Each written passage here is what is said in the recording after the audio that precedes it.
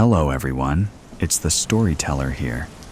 I've prepared something slow, eerie, and sleep-friendly for you tonight. Don't forget to like and subscribe, and let me know in the comments. Are you drifting off already, or still wide awake?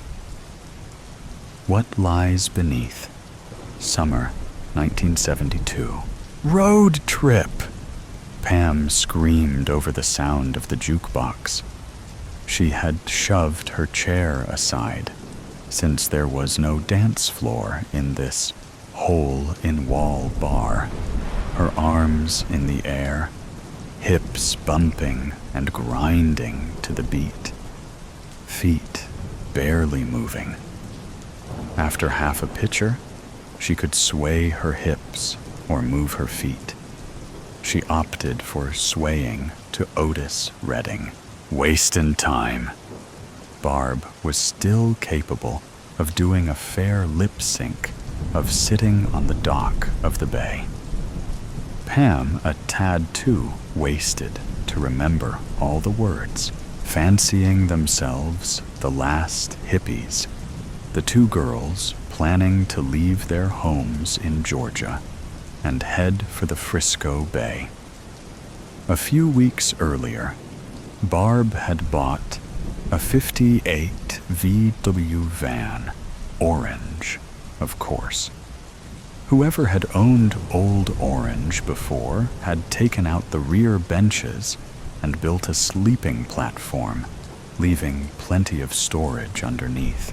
About 10 days into the trip, by the time they came to Houston, they realized that the air hose, a vital necessity to cool the engine, would not stay where it was supposed to be. So, taking the southern route through the desert was out of the question. So, they turned right toward Dallas. Old Orange had a few other minor quirks. For instance, the radio only worked in third and fourth gear. The windshield wipers only went one way. After each swipe, whoever was in the passenger seat needed to pound on the windshield to dislodge the wiper. Orange's top speed was 50 mph if the wind was at their back, a little faster if going downhill. The starter had left them in New Orleans, which showed remarkable good taste for a starter, and made Pam the designated pusher. In Dallas, they learned the expensive lesson that transmissions require fluids. They spent a week in a tiny village at Lake Superior Shore, where the main entertainment was going to the dump and watching the bears feed. Pointing west again, the plan was to bypass Denver and go to Aspen. Orange was willing but unable to keep the minimum speed of 40 mph while climbing up I-70. Once again, a detour was needed. They headed north into Wyoming before turning west again. 2 days later, they left Jackson Hole after breakfast and entered the Grand Tetons with its raw, relatively young peaks. Mid-morning, they pulled in at a rest stop next to a small lake. It was mid-June. The North Slope had been warmed by the sun for several weeks and was carpeted with wildflowers, every color in the rainbow, and all the ones in between. The south side was still holding on to patches of snow. This contrast, on either side of the still water, reflecting the blue sky, was breathtaking. While Barb was coaxing enough life from the Coleman stove to heat water, Pam stretched her legs. Avoiding the clumps of snow and sludge, she made her way up the south hill.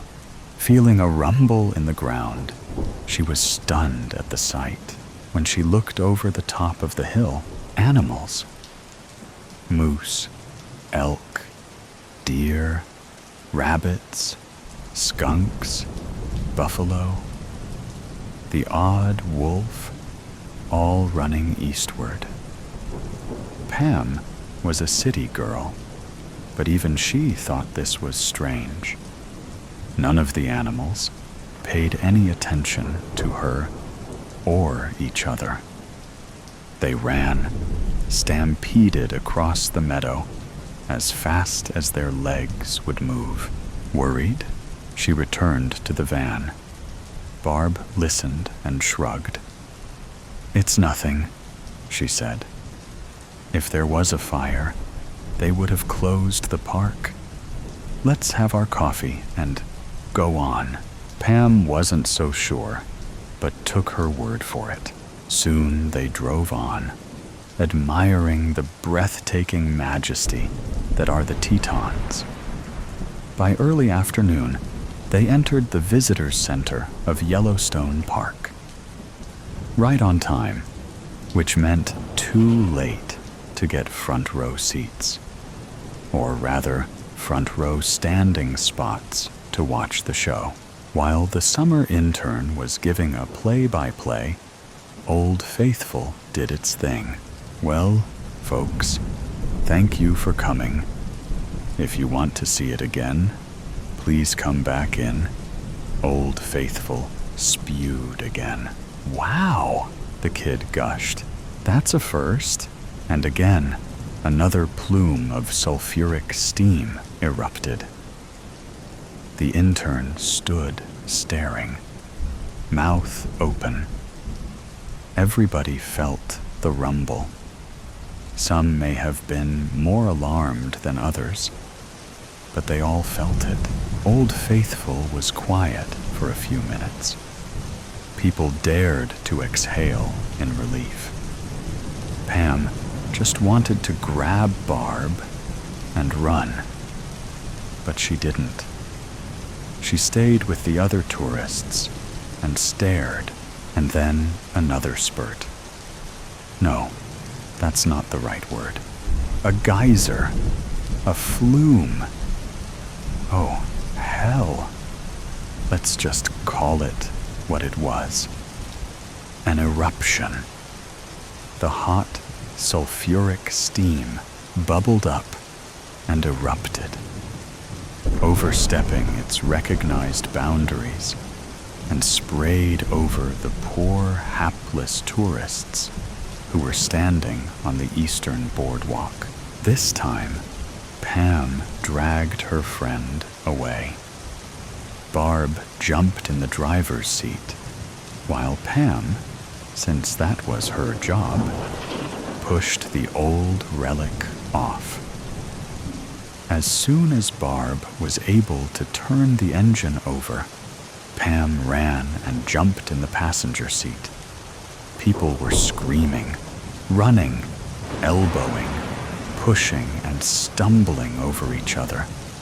Some looked like extras in a horror movie. Faces burned, clothing melting to their skin. Only this was real.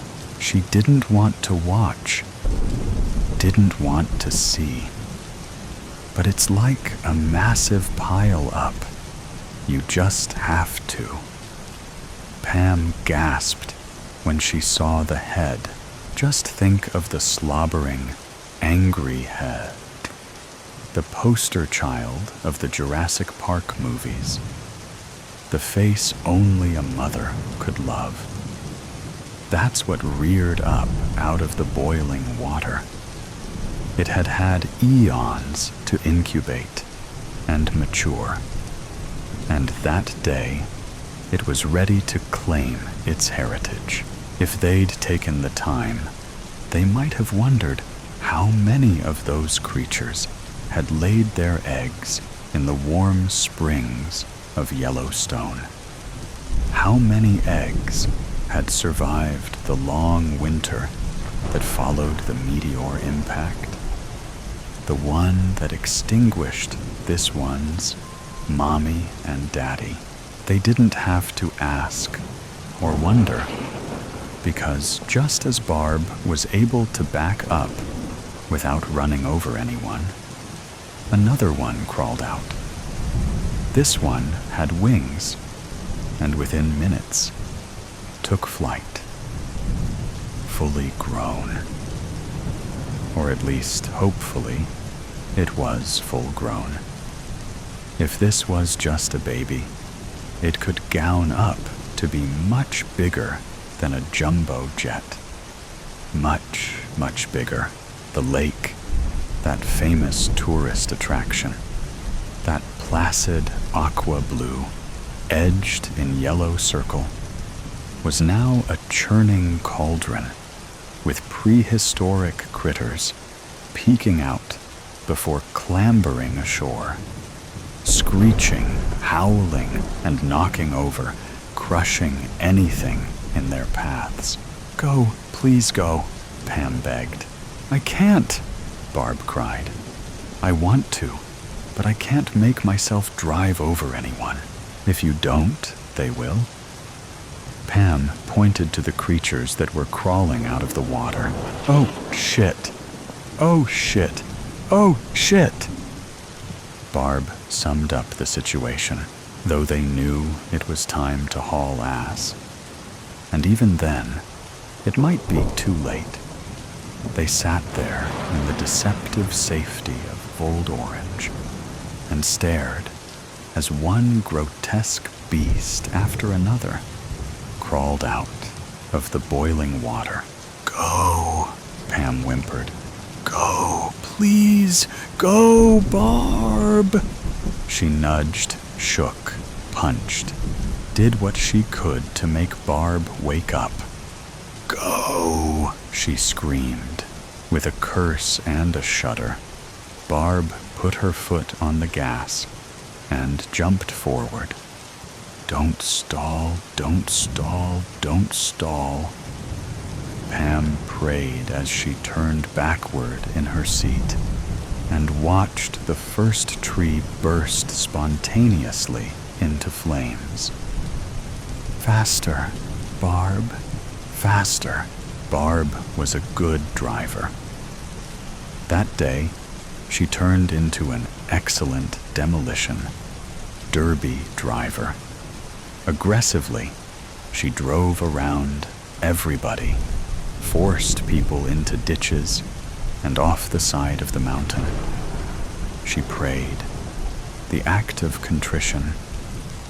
"O my Lord God, I am heartily sorry for offending thee." All the way into Idaho, they had grumbled the day before, when the gas station in Jacken Hole had gouged them, when the pump claimed to have put 12 gallons into a half-full 10-gallon tank, then charged them the usury price of 42 cents per gallon for the privilege. But at least they had a full tank, and they were going downhill, which in the little old van was a plus, a great plus. Maybe those flying creatures were colorblind and couldn't see orange because cars left and right, front and back of them were picked up and dribbled like basketballs, rolled like marbles, stepped on like empty beer cans. But Barb weaved and bobbed and evaded their games. It didn't take long, just a few millennia, to make it to Shoshone ice caves, where they huddled with hundreds of other refugees till the National Guard came to tell them that it was safe to leave the cave. Pam and Barb never made it to San Francisco. Old Orange threw a rod the next day. Just deserts. It is impossible to resist a hitchhiker on a road to nowhere. And that was exactly what my cousin Shane's wedding to Raven the following morning was going to be. It was strange that we all gathered to wish them well, when none of us would be there in 2 years, when the ineluctable breach of the sacrament was ratified by the divorce judge. After Shane's degenerate, pathological gambling resulted in the foreclosure of Raven's overpriced bungalow-style home in Boulder City, which she would naively agree to mortgage to the hilt to bail him out, setting up the bad beat betrayal she'd been waiting for from the day they met. That is the thing about El Sombreron. He ties his 4 mules to his enamoratos post, while he woos from the threshold with sweet songs strummed on a silver guitar, plucking notes of promise, woven in plaited spirals like Guatemalan braids. But once the affair begins, he leaves the stomach empty. Madre de Dios. At length, his black dogs howl their dismal mourning at the snow moon, which searches in vain, like a celestial spotlight, for what is left of the shriveled Tchaikispeo. Still, it is said that the old man never forgets the ones he has loved. I must apologize. My mind is prone to wandering. It is part of my condition. I wonder how often Pablo Tak felt the same way, baptizing savages in the frontier who were more than likely bent for a hell of their own making. How many does El Sombreron visit to pay them their wages?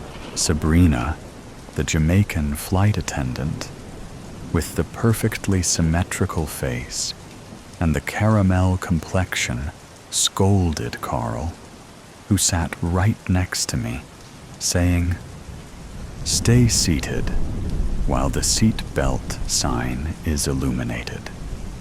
Don't make me tell you again."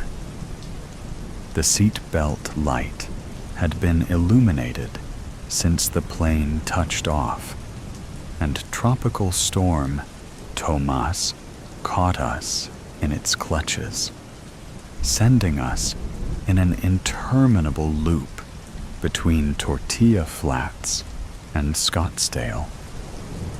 Carl muttered something under his whiskey-smelling breath. Sitting down, Carl released a low, rumbling cough that rattled in his chest like a cracked carburetor. We were off to a famous start. I didn't know how long I'd had a demon, but El Sombreron was in the back row with his broad-brimmed, high-crowned black hat angled down while he napped. I was safe for now. I could hear him whispering, "Stefan, you can't hide in your books forever. Sooner or later, you will have to face me. Face your undoing. You will have to face what you have done." While I wondered when El Sombreron would make his move, I stroked my necklace with the coat of arms pendant, striped blue and red, with an eagle at the crest. I kept reading from Alta, California, a book of essays about Spanish and Mexican settlers in the Spanish borderlands. I was reading about the life of Pablo Tak, a Luiseno Indian, who, despite dying at age 19, was a prolific writer and missionary whose extensive writings were the only surviving accounts of the Luiseno language and culture, and one of the most studied reports of missionary life on the frontier. I had a second book in my bag, Memories of Life at a Mission, a biographical account written by Pablo Tuck himself. Carl had to get up so he could get something out of his bag in the overheads. When he sat back down, he had a stack of medical reports in hand. The header of his papers read, Dr. Carl Kellogg, MD, Memorial Sloan Kettering Cancer Center. And I spotted a reference to someone named Sal. Carl said, I have an appointment to keep. I'll be damned if I am going to miss it.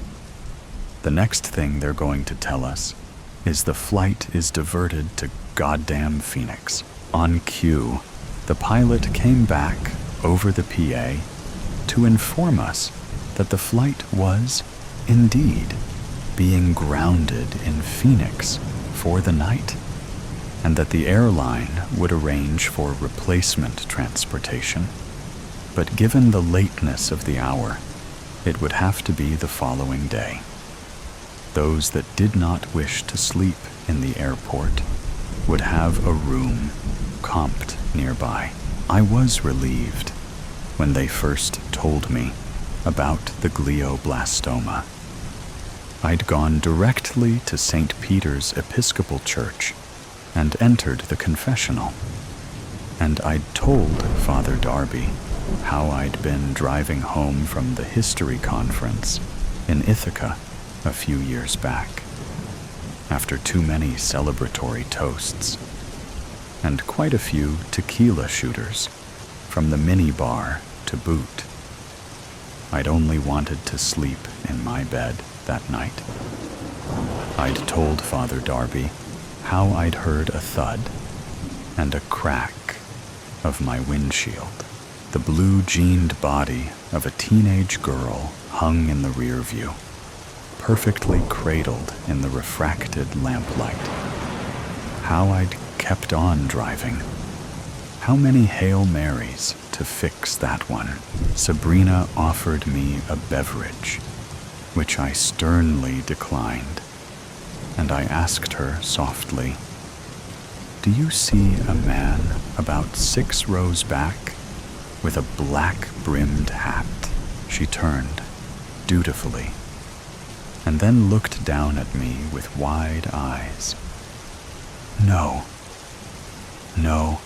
I do not, sir, she said. Is everything okay? I nodded. I was safe for now. As we began our descent into Phoenix, Carl became apoplectic. He stowed his hands in a rigid, set position on his knees and trained his eyes forward at Sabrina like she was his jailer, and he stood wrongly accused. I have an important appointment in the morning in San Diego. I can't be late. I just can't. Carl said all of this more to himself than anything. Sabrina paid no attention. I put my hand on Carl's shoulder and said, We will figure this out together. We are going to the same place. So, you are proposing we drive around the storm, through the night to San Diego. Are you nuts? You want to make that appointment or not? I asked. And so, we tossed our luggage in the back of a silver Toyota Tacoma 4-door and hit the road. I saw your paperwork. So, you are a doctor? A surgeon, Carl said. What about you? I am a history teacher, college level, up at Cornell. My research relates to sojourners and missionaries, all manner of settlers and vagabonds, anyone uprooted from their home and stranded in a foreign land. Aren't they fascinating, I suppose? That book you were reading, it was about one of those? Pablo Tack. Who? a young missionary boy who grew up in the Mission San Luis Rey. And what makes him so special? Pablo Tak? Well, for one, he had a motto: Siempre adelante y nunca para atrás. It was more than a saying. It became his epitaph. He died young. I don't know it for a certainty, but I imagine Pablo Tak didn't live long enough to make a mistake he'd regret for the rest of his life. Sounds foolish. He's lucky he made it that long, out on the frontier. Carl's mind seemed trained to detect pathology in everything.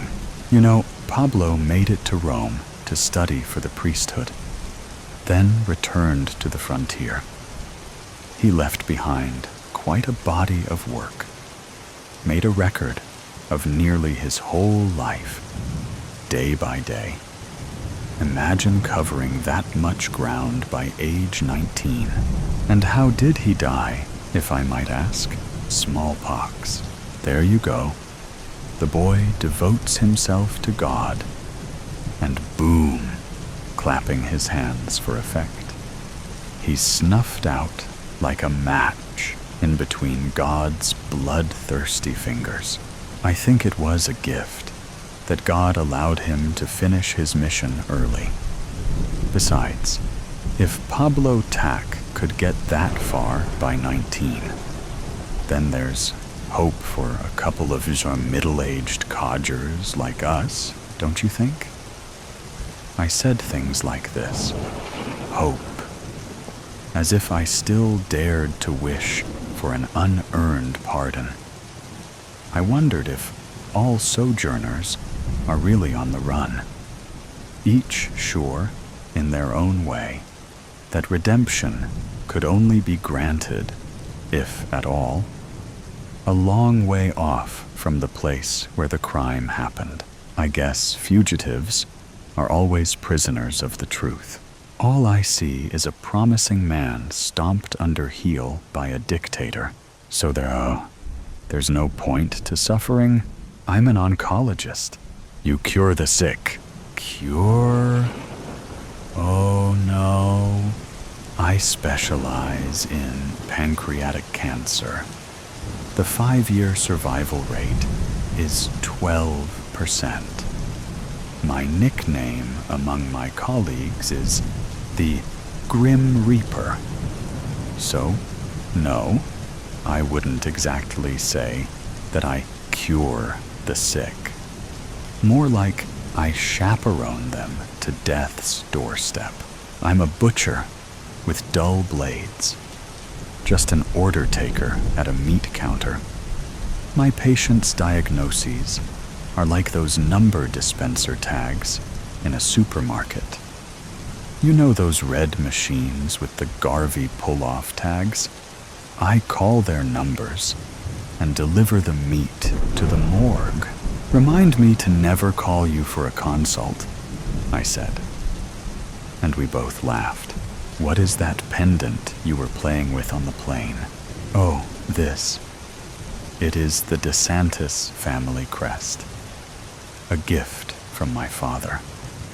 I was raised out by the Mission San Luis Rey by my foster family. I consider myself a DeSantis, but my birth name is Stefan Daskalov. That is a foreign-sounding name, if I ever heard one. Where are you from, originally? I was born in Bulgaria, in the year of the Jubilee. And what was that like, growing up in Eastern Europe? I wouldn't know. My mother and I left when I was 8. Was there something going on there you had to get away from? You could say that. We were Turks, which is not such a good thing if you were living in Bulgaria. There was a national campaign to rename all Turks and erase our ethnicity. My father was an enthusiast for the resistance, and the communist jackboots came and pulled him from our home and took him to a labor camp on the island of Belen on the Danube. He died there that same year. But we never even learned how. And what happened to your mother? After that, my mother and I emigrated to Turkey to escape persecution. She put me on a boat headed to California, promising she'd follow after. She couldn't ever save up enough for her ticket. And I never saw her again. Some years ago, I traveled back to Turkey and found the town where she was buried. It is strange. It seems like another world, one that I barely knew. That reminded me that I had another thing to say Hail Marys for. Jesus, that is one hell of a way to start out in life. You know, there was nothing written on her tombstone. Out behind the old house, a real road to nowhere. Traveling west along I-8, we drank tall coffees and looked out on the vast desert, like two teens taking a road trip, rather than two terminally ill hypocrites. The massive orange dunes propagated to infinity, hugging dappled purple shadows for warmth, their peaks glistening in the penetrating spears of mulish moonlight smuggled past the veil. Great towering thunderheads bellowed and filled the sky like totipotent corpuscles injected with black-gray swirls of ink and mercury. Stefan took a wrong turn before Yuma. We finally stopped at a rickety bridge, the McFall Bridge. The bridge cut a path over the Gila River toward the coastal mountains. The GPS glitched and told us to cross, but the sign read, "Bridge closed." Graffiti on the guardrails read, "Bridge to nowhere. We'll have to backtrack and find another way through," I said. "I guess we've come to the end of the road," Carl said, belting out an uncharacteristic laugh, then resuming his rumbling coughs, the gasps and chokes of a stalling engine. "For your sake? I hope not." "Look up there," I said, pointing at two figures walking across the McFall Bridge toward us, carrying canvas sacks. They emerged from the hazy expanse, blown in with the petrichor which flavored the charged and static air. The purple thunderheads pulsed with bursts of voltage, branching like the paradoxical imics of reaching tree limbs and searing flares. The bushes and cactuses accented the barren landscape with the resilient wit of life persisting on vapors, ruffled in a fanning and pitiless wind, trending to death. There was a sudden knock. They were two young boys. I rolled down my window. "I'm Bobo, and this is my friend Amix. We are headed to California. It's been a long journey, and the storm is coming in fast." "Oh, shame," said Carl. "Do you think we could tag along until you get to Yuma? We can help you navigate in the desert. We know the way." I looked over at Carl, who nodded his approval. "Jump in," I said. "The safest way is to backtrack to I-8 and take that all the way down. We are in a hurry." "Is there a faster route?" Carl asked. "Well, you could take the Camino del Diablo, but I wouldn't recommend it." "What is that in English?" "The Devil's Highway." Bobo nodded. Carl let out another hearty laugh. He turned to me and said, "How could we refuse?" And that was when I knew that Carl wasn't long for this world, and guessed that his appointment was not for a special case, but for palliative care. Over my shoulder, I saw that El Sombreron was sitting between the boys. His head hung expectantly over his silver guitar. Death was alive in the cadaverous pallor of Carl's complexion.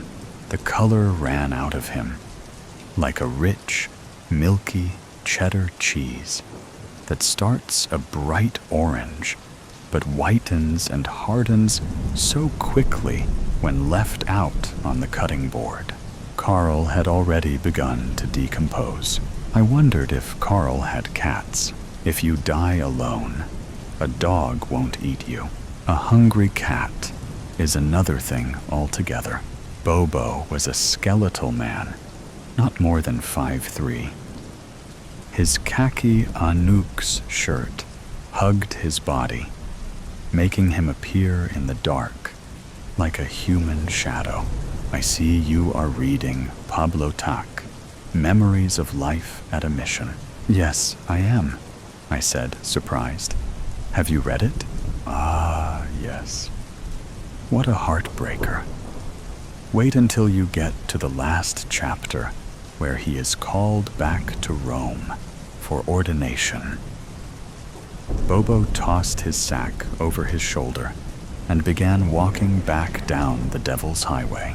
I thought he died awaiting ordination, I called after, but Bobo was already gone. I had one of the last collector editions sold at auction at San Luis Rey.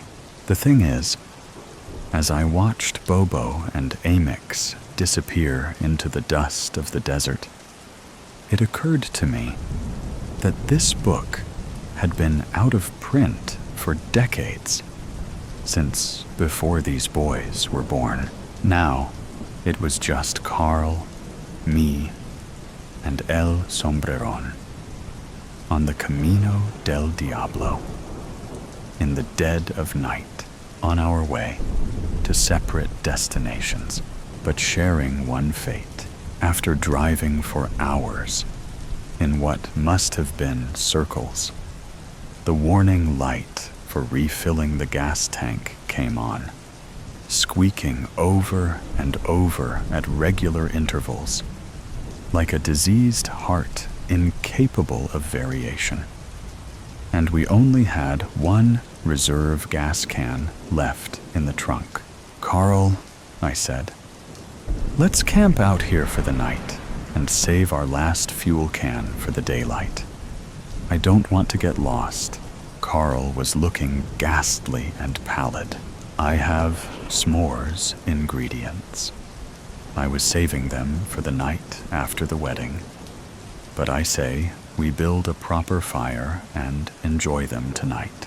We gathered sticks, and I used leader fluid, charcoal, and pieces of paper to help get the fire going. Even with all of that, I was barely successful out there in the dark. How did men build fires like these for thousands of years in the hard-hearted blackness? I pulled the sleeping bags out of the trunk, grabbed little baggies with graham crackers, marshmallows, and chocolate squares. Carl livened up, and the two of us chatted late into the night before falling asleep in our sleeping bags. At the edge of the fire, fingers sticky and bellies full. The night grew cold. Before the first rays of efflorescent dawn emerged from the undercroft of Gehenna, I arose, a diaphanous shroud. Carl rose with me. We both looked at the smoldering fire, the fulgent, crackling embers, the hoary, thinning smoke. Two bodies in sleeping bags, cold and stiff in the first light, looking at one another. Then, at the horizon, I noticed that the cool desert morning felt warm and radiant on my skin. It shimmered as it touched my arms, like the glint of light off a lizard's scales. "Are we almost to the mission?" I asked Carl. Carl barely had time to shrug his shoulders before we were interrupted. El Sombreron strutted in a waddling gait down the road ahead, leading his train of mules into our camp. His spurs jingled, and each rock gave its distinct harmony to the singing rowels. The mules whuffled and snorted the bass line, and El Sombreron whistled while chewing on a stick of straw plucked from the breaching rays of the new sun. The brim of his broad-rimmed black sombrero forever hid his visage. And he came to a stop just before us. "Do you see him?" I asked. Carl nodded. "But when his strength failed him at length," El Sombreron said, and I instinctively continued. "He met a pilgrim shadow." With that, El Sombreron gave a little bow and continued. "O'er his heart a shadow fell." "But which way is the mission?" I asked. "Ride, boldly ride," the shade replied. "To where?" "Over the mountains of the moon, down the valley of the shadow." Frayed Edges, Monday, 6:50 p.m. Sitting hunched over the scratched wooden surface of the desk in the corner of his room, Hideo Nakamura froze mid-brush stroke and stiffened, the hairs on the back of his neck rising up in response to the sudden, inexplicable certainty that he was being watched. He was home alone, had been for days. The house was deathly quiet, and the night was still. He'd been buried so deep in silent concentration while he practiced his kanji that he could have heard a moth flap its wings or a spider scuttle across the floor. Nobody, not a living, breathing soul, could have come down the hall, slid open his door, or entered his room without him noticing. Not a living, breathing soul. And yet, now he spun on his stool, expecting to find one, his breath caught in his throat as he came around and rose, arm up in readiness of defense. Calligraphy brush brandished like a weapon. Nobody was there, but the sensation of being watched didn't leave him.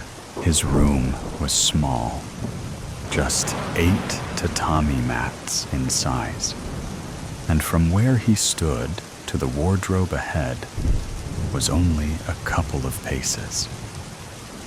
To his right, next to his desk, and flush against the wall, was a thin, uncomfortable mattress, which lay, without a base, flat on the floor. 3 of the bedroom walls, those to his left and right, and the one that held a curtained window behind him, were made of brick and plywood. The one ahead, which separated his room from the corridor, was a 2-panel traditional shoji, a latticework of bamboo in a wooden frame, covered with sheets of translucent paper. The outermost panel was on a track so it could slide, but it was closed now, the way he'd left it after entering the room.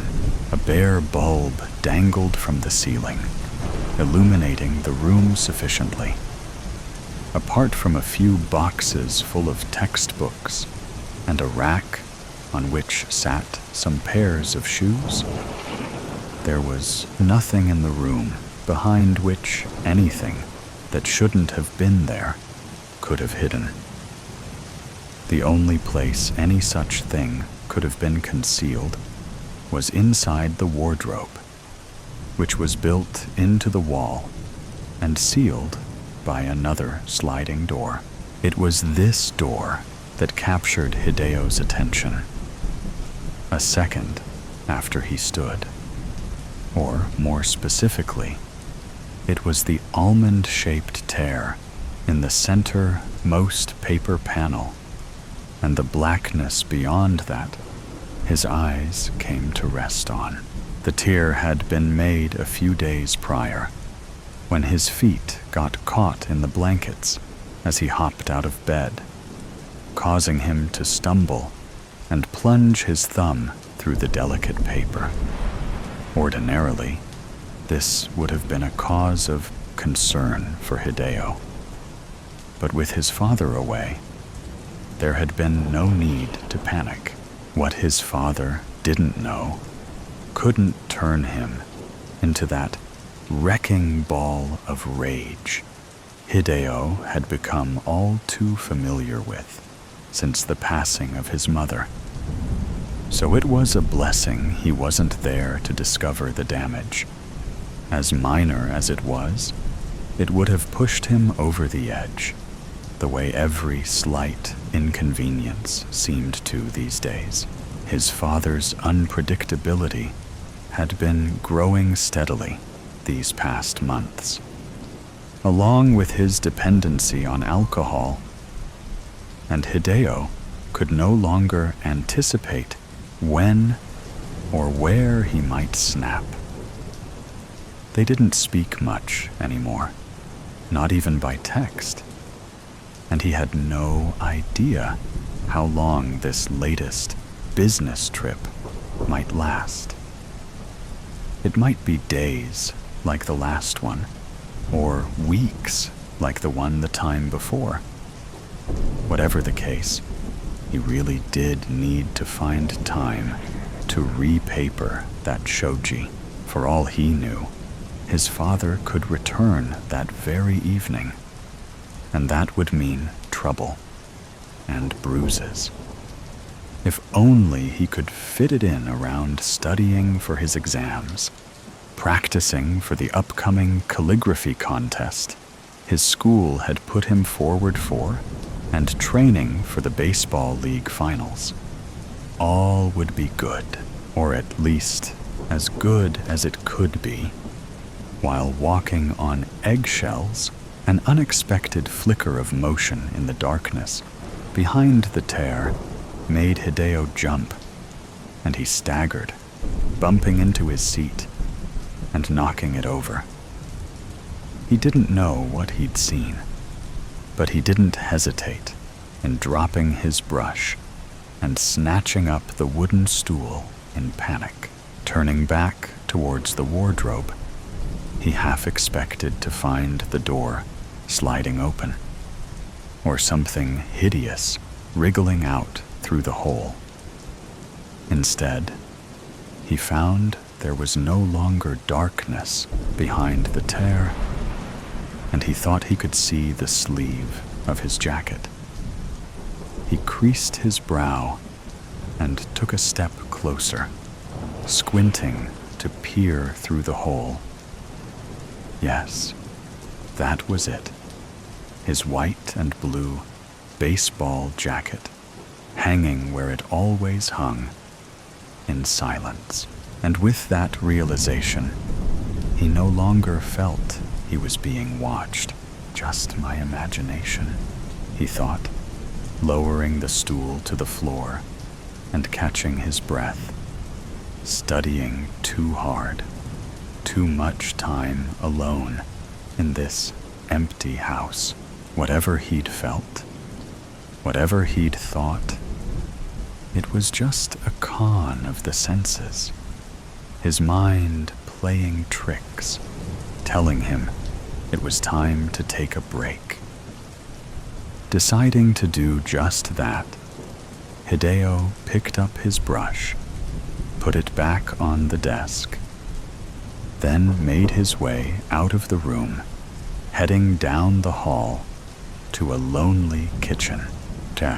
Tuesday, 5:45 a.m., an hour before his phone alarm blared, he came alert, woken not by hunger pangs, nightmares about his father, or fears of being late for an exam, but by the horrible, goosebump-raising sensation of once again being intensely watched.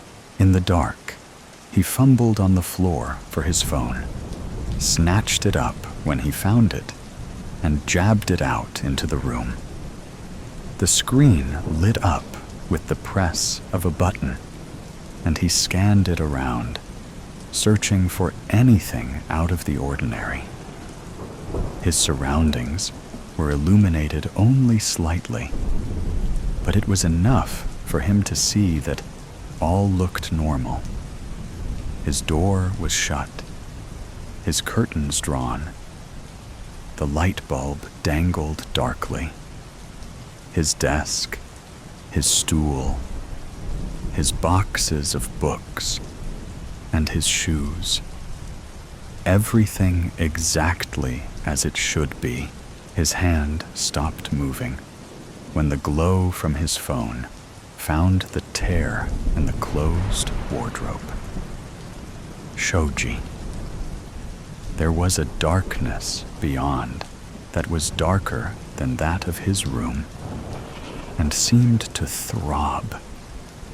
Panic seized his chest, and he jumped up, casting off his blankets and the textbooks he'd fallen asleep with, and stepping forward, free hand searching for a cord above his head, tugging it when he found it to ignite the bulb. "Is somebody there?" he asked, dropping his phone on the mattress and advancing in his shorts towards the wardrobe. Don't be stupid, he thought. Of course nobody's there. How could anyone be there? It's just the wardrobe. He was at the door in a second, reaching out with one hand, slipping his fingers around the edge of the panel's wooden frame to slide it open. The light from the bulb rushed in, proving at once what he already knew, that there was nothing to discover within except dangling clothes, the smell of mothballs, and towers of folded blankets on the floor. The darkness, if it had been there to begin with, was gone now. The door had been opened, and Hideo stared in bewilderment. The wardrobe was void of evil, peeping entities, and he no longer sensed any presence. What is wrong with me? He wondered, wiping sweat from his brow as he slid the door shut. Why am I so on edge? Telling himself it had to be exam stress, performance anxiety, exhaustion, looming deadlines, fear of his father, grief over the loss of his mother, or some kind of mind-warping, paranoia-inducing combination of it all. He slid the door shut and returned to his mattress, switching off the light as he passed beneath it and crawling under the blankets to get more sleep. Wednesday, 7:58 p.m. The second he entered the room, sweaty in his mud-stained baseball uniform, aluminium bat resting lightly on one shoulder, he could sense the presence watching him again. Stopped in his tracks in mid-yawn, he spun to glare at the tear in the brittle square of paper. His ceiling light was on, as he'd left it, and though earlier it had shone into the hole, allowing him a glimpse of the clothes within. All he could see there now was darkness. His face flushed as his eyes probed the black as pitch nothing, which seemed to be staring at him. His blood ran cold, his heart thumped loud, a lump stuck firmly in his throat. "Who's there?" he said, voice trembling, fully convinced now someone was hiding in the wardrobe. "Whoever you are, you better come out. I've a baseball bat and I'll use it." Not a sound came back in response. Not a whisper. Not a giggle.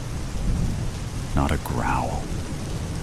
If it was a ghost, or a demon, or something otherworldly, haunting him and spying from beyond, it didn't play its tricks to established rules.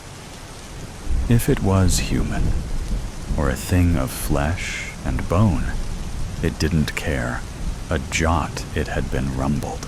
Maybe it was because he'd just come home from training, and his body was pumped full of adrenaline.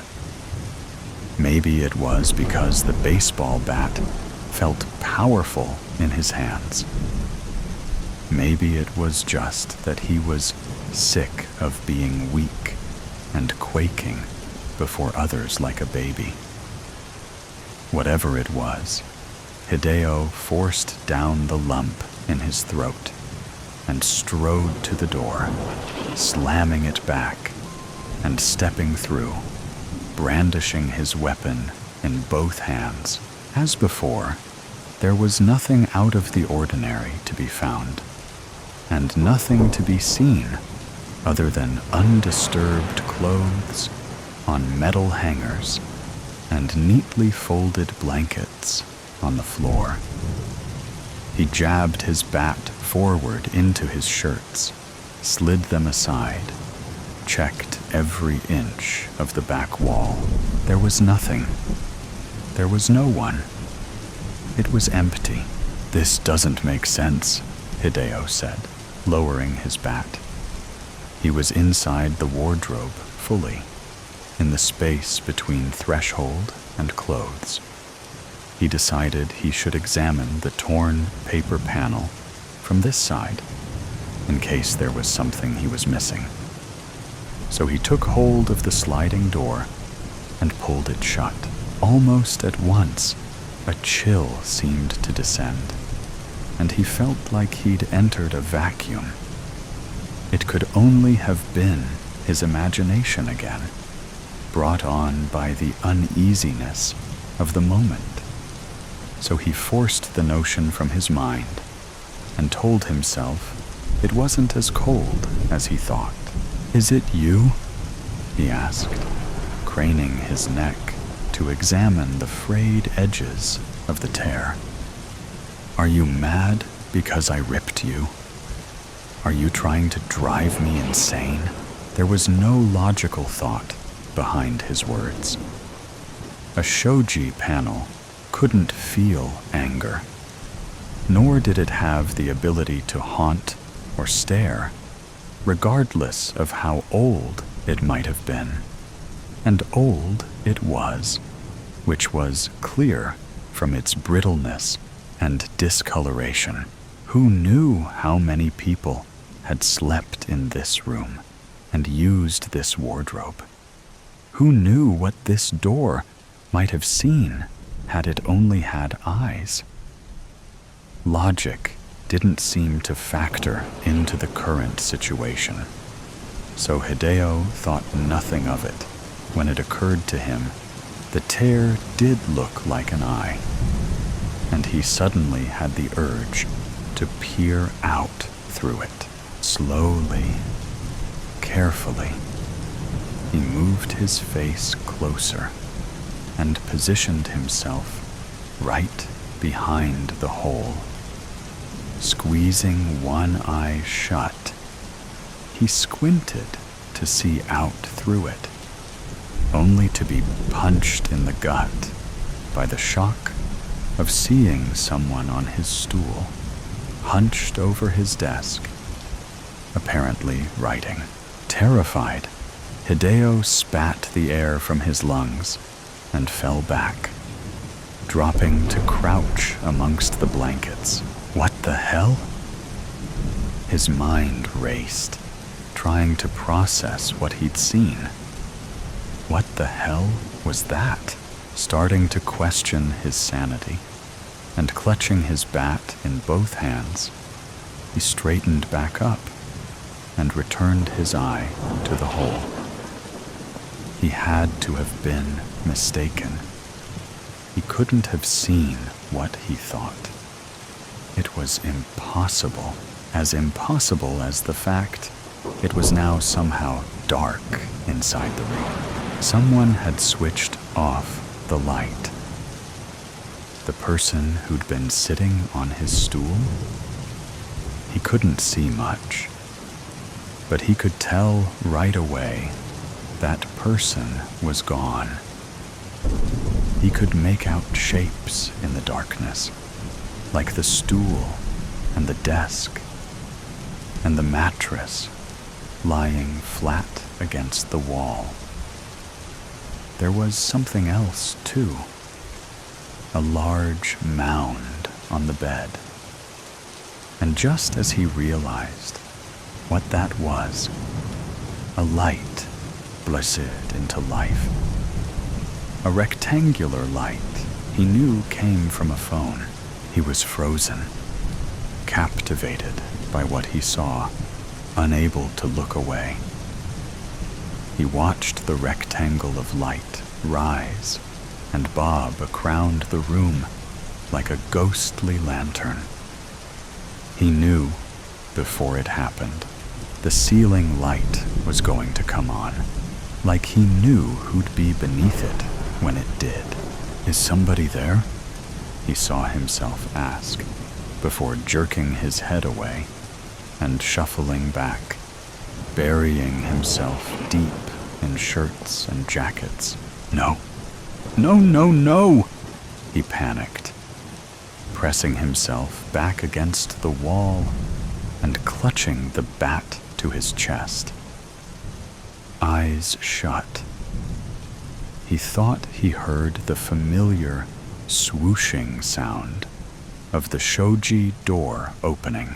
Impossible, he thought, squeezing his eyes so tightly shut he felt that they would burst.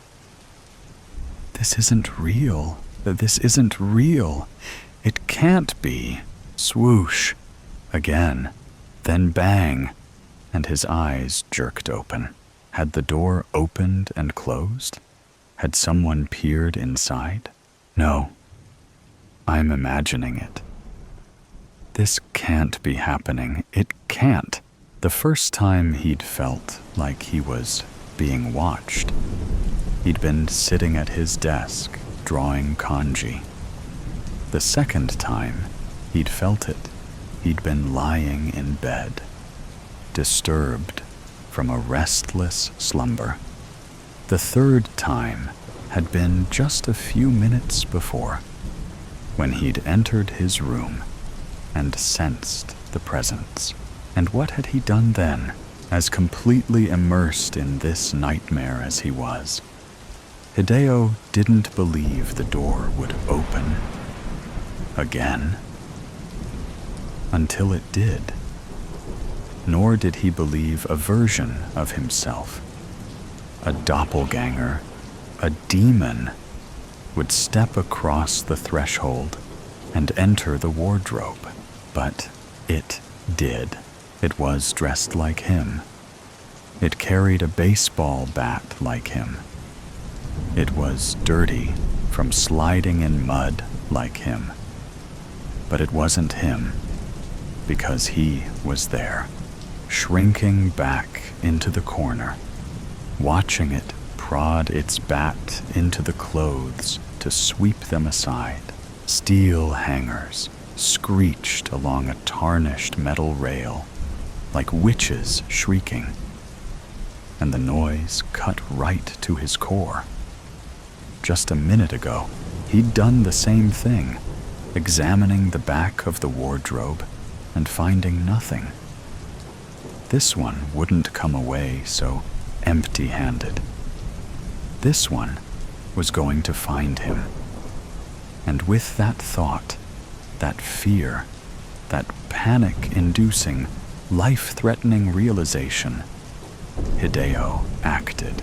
The scream surged from the depths of his being, and he pushed himself up and lunged forward, swinging his bat as he did, striking the shocked-looking doppelganger square in the face and knocking it out of the wardrobe. He didn't stop.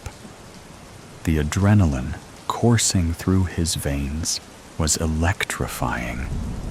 It made his body burn and flooded him with rage. This was a fight for survival, a battle to retain his place in the world, to protect his identity.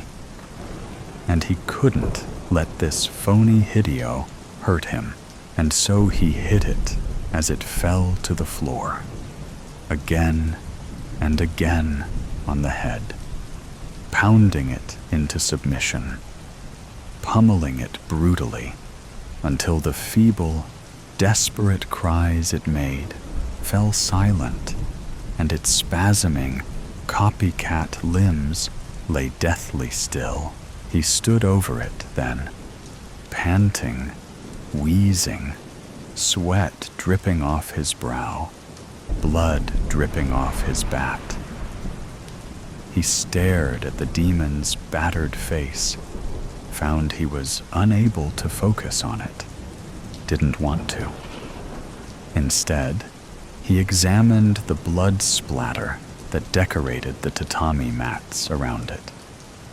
The patterns looked like kanji characters, painted in thick, red ink. "Hideo, I'm home. Come say hello to your father." The shout that seemed to come from the kitchen at the bottom of the hall startled him, and he jerked his head to stare at the bedroom door. His father was home? Since when? He hadn't heard him enter. Had he been there all along? If so, what had he heard? And what would he say about the torn paper shoji, let alone the monster on the floor, wincing, afraid to see the mess he'd made, and the demon's caved-in face? He looked back down. There was nothing there. No doppelganger, no splatter, no kanji characters sketched in crimson blood. "Hideo, get your ass out here, boy!" Confused, panicked, Hideo caught a glimpse of his reflection in the shiny, polished surface of his bat, and shuddered when he didn't recognize it. It was his face. Of that, there was no doubt. But something was different. Something had changed. Something seemed missing from his eyes. That's when he noticed the bat wasn't covered in blood, but he knew that it could be. "I'm hungry, Hideo. Come and cook something. Don't make me go in and get you. There's no food in the house," he muttered, too quiet to be heard by anyone other than himself. "There's nothing in this house at all. Hideo!" He knew what it was now. Hideo! He knew what was missing from his eyes. Hideo! It was fear, and worry, and sorrow, grief, and loneliness, and hate. All of it gone, as if it had drained out of him, leaving just the one thing he had left: anger. "Coming!" he shouted back. Then he went out of his room to greet his father. "I became insane," with long intervals of horrible sanity. Edgar Allan Poe. Not the brightest bulb. The light panned over the coast, gutting the night like a blade through a fish's belly. Emerson. Li Sao Sao. From experience, he knew the storm would be raging well into the next day. But he'd be safe here.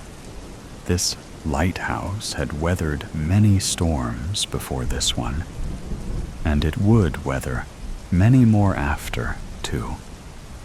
It had stood here since before he was born, and it would stand long after he was dead, which wouldn't be long now, he reasoned. He raised his metal cup to the windows, which looked out onto the frothing midnight ocean. He offered the night his cheers, then sipped his neat rum. Lightning lit up the abyss, burning his retinas white for one faltering heartbeat. The wind whipped and whooped around the edges of the lighthouse. The rumble of thunder came 3 seconds later, reverberating through his bones. Emerson blinked. The ocean was a cruel mistress sometimes. He knew that more than anybody. He'd spent much of his life aboard fishing vessels, at sea for months. He felt more at home on the open sea than on dry land. That was why he'd taken on the task of lighthouse keeper after retirement. But it seemed that people had lost their respect for the water. Kids rode inflatable beds out on riptides and needed rescuing. Rich yuppies took their boats out in unsafe conditions and needed rescuing. Partying youngsters went for midnight swims whilst inebriated. They drew the attention of the sea beasts, which they then hunted for revenge. And thus, the creatures needed rescuing due to their dwindling numbers. Companies dumped their foul excretions into the blue, so the sea needed rescuing too. Emerson growled and scowled out. The thunder and lightning lashed from the heavens once again. The rain pelted sideways at the window, rattling against the glass. The gale screamed like a dying creature, wounded by a harpoon. Another sound chimed throughout the lighthouse, but this had nothing to do with thunder. He grunted. Somebody had rung the lighthouse's doorbell. Who on earth could that be? The lighthouse clung to a rocky piece of coast that jutted out into the ocean. It was far from any town or village, as Emerson liked it. The only company he usually had came in the form of passing boats and hungry seagulls. Emerson took another swig of rum and set his cup on the table. The wood bore the marks of 1,000,000 condensation rings from the rum mugs of history. He grumbled to himself and passed through the door to the spiral staircase. The doorbell rang again as he descended. With care, the final treacherous steps. He threw the door open to the howling wind. "Yar, I'm coming, I'm coming. Hold your seahorses." On the stoop, 2 kids huddled together, no older than 18. They clung to one another as the wind whipped at them. and the storm soaked them to their bones. "I'm sorry, sir," said the boy, raising his voice over the gale. "But our car broke down, and we're stranded. Can we please hold up with you until the storm has passed?"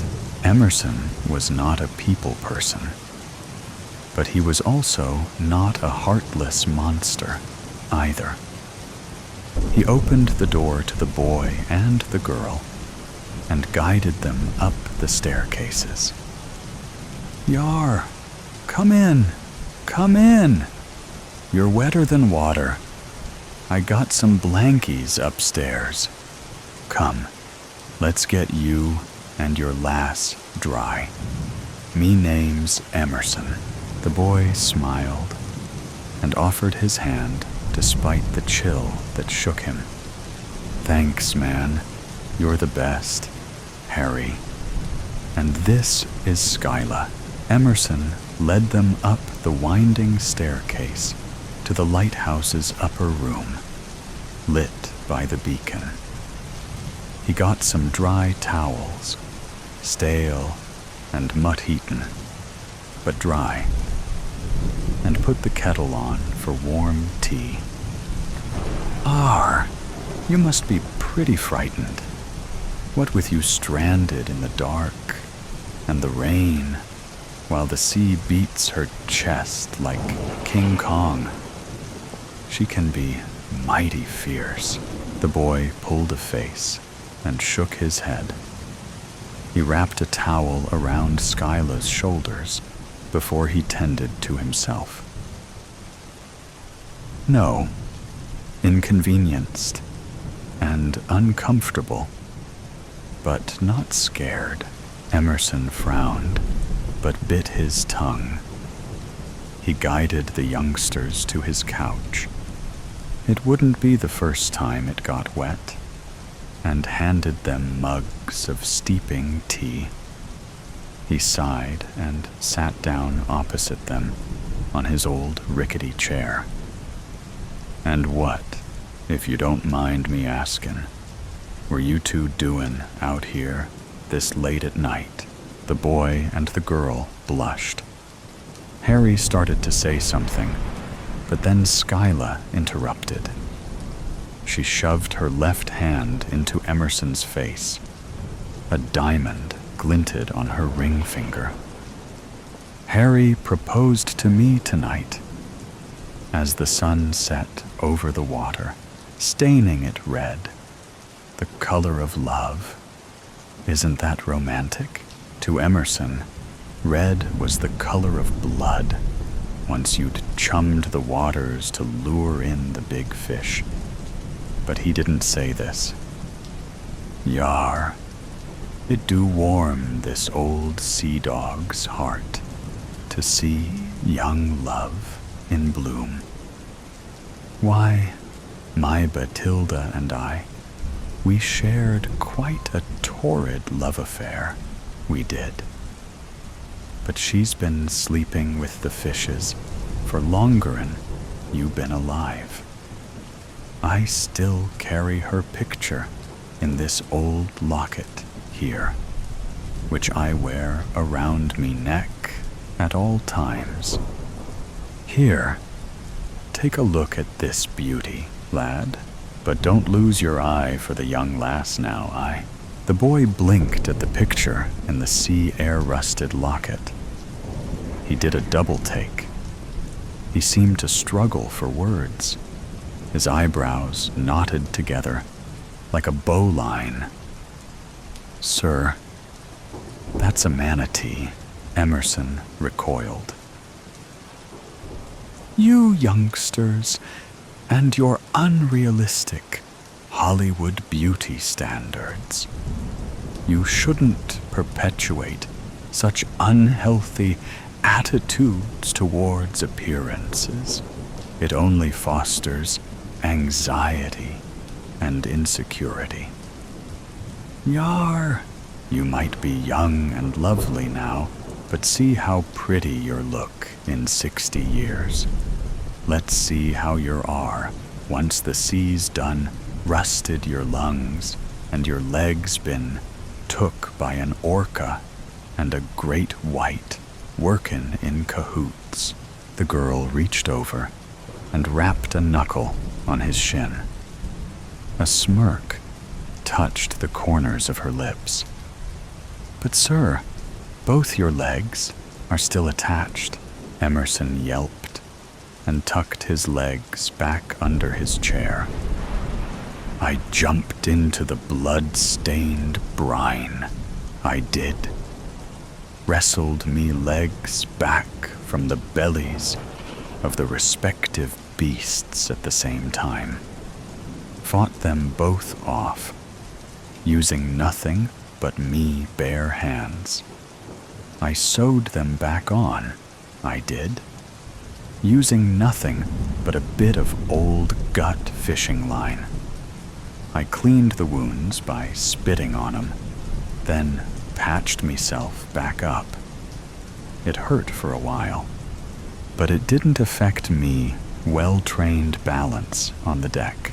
Yar, at sea you needs good sea legs, especially whilst Poseidon's throwin' you about like a dusty old rug that your mama's trying to clean." The kids exchanged a glance and snickered. "That didn't happen, did it, sir?" asked the boy. "You're having us on." Emerson bit his lip. He knew how to get through to these young'uns, to teach them the proper respect they ought to have for the ocean. Emerson had seen waves taller than buildings and fish bigger than elephants. He'd seen currents sweep sailors to their doom in seconds. Emerson had seen men sink into the abyss as waves pummeled them like a boxer in a match with no referee to ring the bell. These kids had been on dry land, but the ocean was hungry.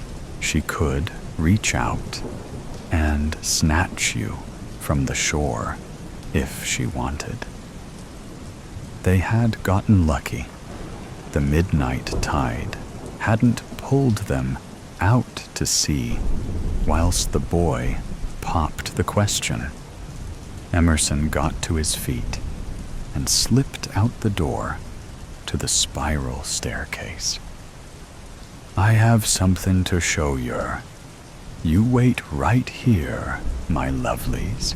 Confused whispers came from behind him. Outside, the storm continued to rage.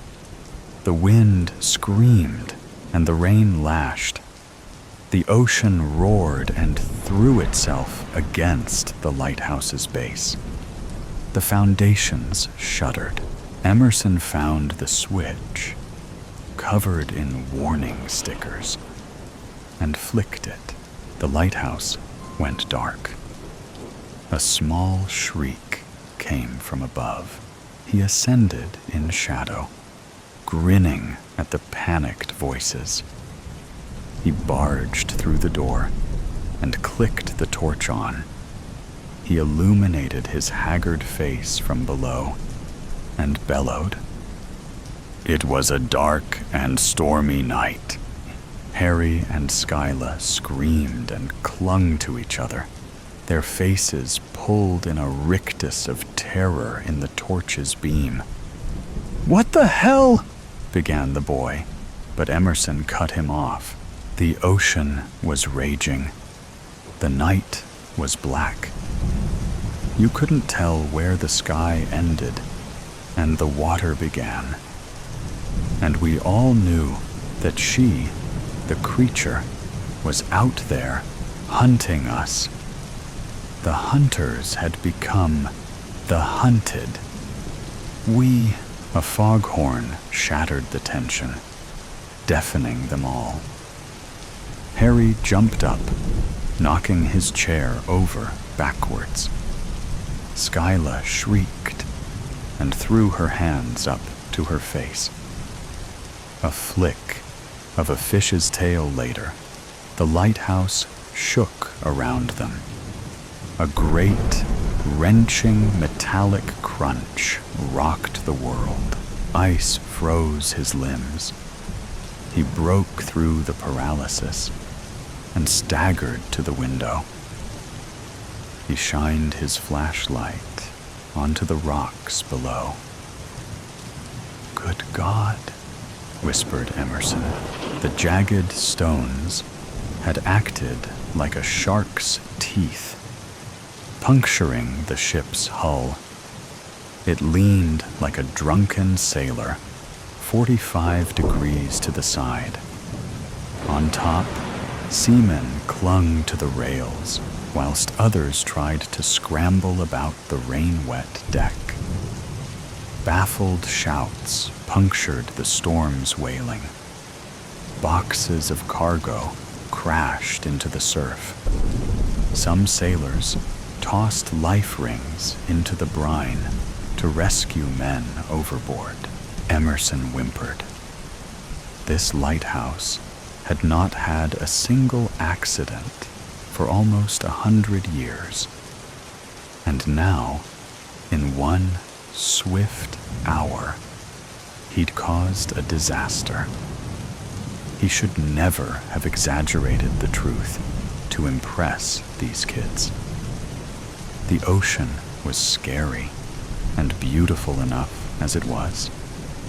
It didn't need cheapening with manufactured myths and legends, but he'd tried to scare them into respecting the fierce hand of nature. Tried and failed. They thought he was an old coot who'd messed up on the job, and they wouldn't exactly be wrong now, would they? He'd forgotten the very lesson he'd been trying to teach. His shoulders slumped. "Yar, I'm not the brightest bulb, methinks, mariner of Innsmouth. I write this now from a hospital bed not far from my hometown. Though I am labeled delirious and force-fed medications whose names I cannot pronounce, do not believe that this testament is anything other than truth. It was 2 days ago, several miles away from the outer shelf reefs from the coast, when I was aboard a sailboat that drifted seemingly aimlessly over the waves. As the setting sun reflected its vibrant hue on the lapping crests, I, the schooner's sole passenger, leaned against a railing as I stared out across the waters.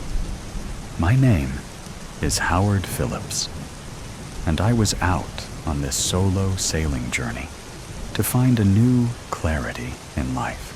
3 days before was my father's funeral.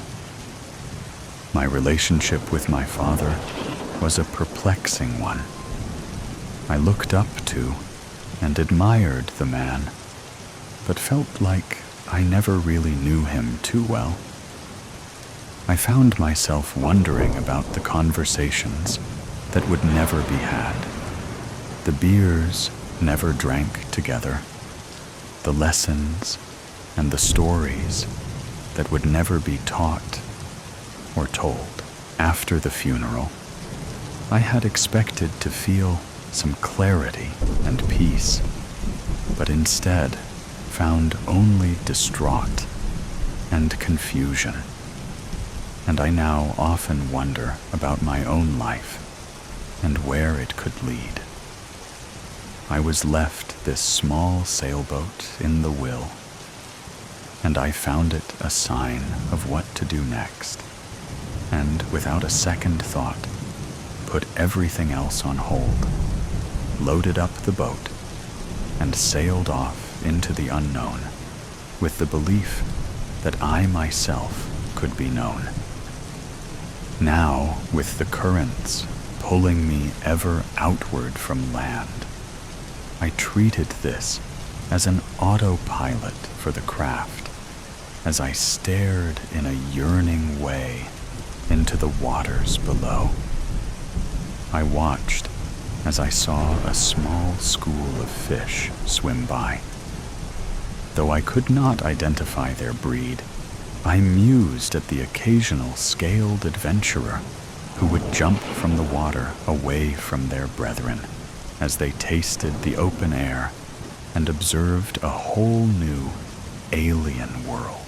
I admired these displays and began to wonder if this was some metaphor from the universe I was meant to see, some natural guidance on my own mission for self-discovery.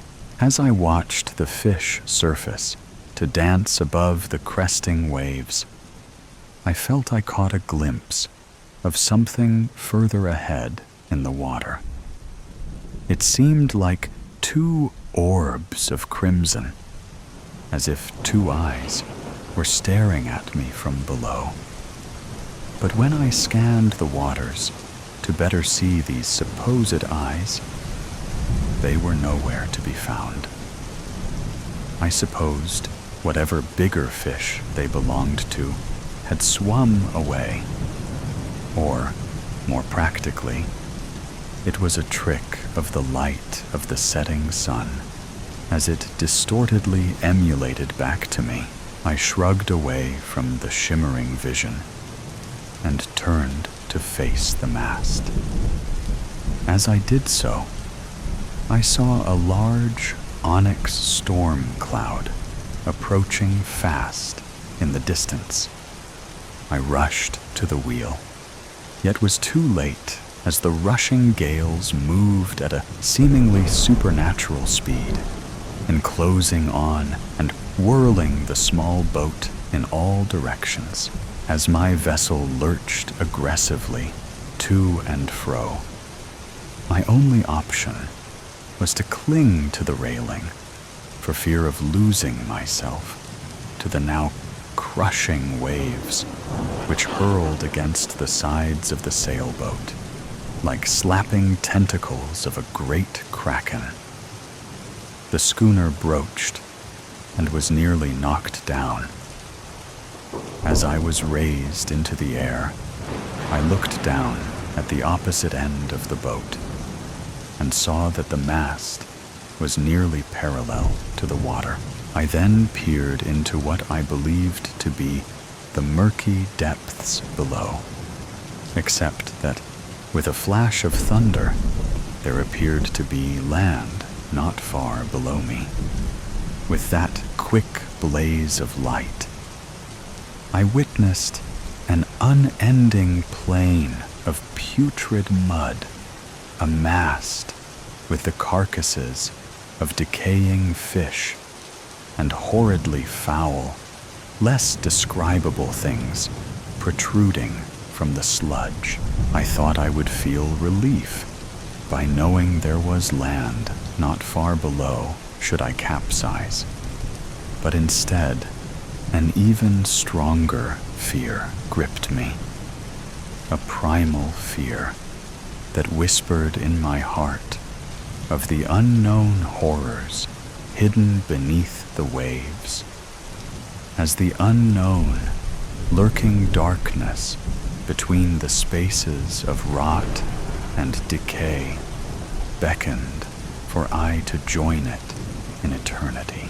I witnessed and experienced all of this and more in that split second in the boat's rocking, in that short burst of illumination. But now the ship had leveled out and rode the waves on the merciless winds, whose howls in my ears sounded more like mournful ghosts of all the lost sailors who fell to their watery graves in all the histories of man who came before me. On the horizon, I saw once again those dark crimson orbs from before, though now they rose from the waves instead of hiding beneath them, with churning waters to mark its rise to the surface, the thing slid into view above the dark waters. Those soulless eyes sat as two windows of malice against the face of a towering loathsomeness as it rose to face me. Two monstrous, scaly arms rose to cast in my direction. I turned my face and cowered in a squat huddle against my forlorn vessel, unable to hold my gaze upon the Goliath for fear of losing hold of my sanity. With my eyes squeezed shut and my whole self trembling, I prayed for release from the Leviathan's wake. The sailboat lurched again, this time with such force that I was knocked into the air and hurtled into the water. I felt the unsettling sensation of the sludged mire below, the masses of decay and putrid remains pouring over and surrounding me as I sunk deeper into the concoction of fetid slime and rotted scales which cut deep in my skin. I felt it seep into my nostrils and under my eyelids, and the groping carcasses felt like an incalculable sum of vengeful hands gripping me, pulling me deeper and deeper still into my shallow grave. My consciousness faded, and all went into nothingness around me. That's when I awoke next in a hospital near the coast. I don't know how I escaped, or what became of my father's boat. I only know I was found washed ashore, bruised and littered with abrasions. But I was alive. As I lay on my hospital bed, with no company but the memory of that nightmarish storm, I realized I had found the clarity for which I had set sail, though it was a clarity I would wish on no one, and wish only that we all could remain in our blissful ignorance of the truth. The truth that, as men, our place in this world is that of mere playthings on a board of cosmic proportions for being far beyond mortal comprehension. That the storm that man finds themselves trapped within is at the whims of those who rise from the deep. Gloria, they liked to share these idyllic, quiet moments in front of the mirrored dressing table, George combing Georgina's hair. It was something soothing, calming, and therapeutic, a necessary and intimate ritual, an important part of their relationship, which they had been doing together since they couldn't remember, certainly since childhood. In complete silence, never a word spoken, Georgina in a catatonic state of mind, completely immobile, a trance-like state. George slowly, softly, gently glides the brush through her long tresses of hair. This quiet ritual went on for hours, quietly, blissful. They were inside a bubble of tranquility. Gloria watched on, grinning from ear to ear, lolling against the chair, propped up with cushions. Gloria had seen it all. Gloria was a gift, a valuable gift of subterfuge for George, a bribe from his parents to keep him quiet, keep his mouth shut, about the secret that must be kept in the family. No one, Absolutely. No one must know. You know that, George. Don't you? His parents would explain to the innocent ears of George. This is Gloria. You can whisper in her ear if you ever want to talk to someone about it. Okay? Gloria became the listener, the therapist. And then she would pass on the secret information to Georgina. Georgina was the stronger of the two, made of rock. Nothing disturbed or frightened Georgina. That's why George doted on Georgina. He knew he was weak. And she was so strong. She possessed the strength for both of them.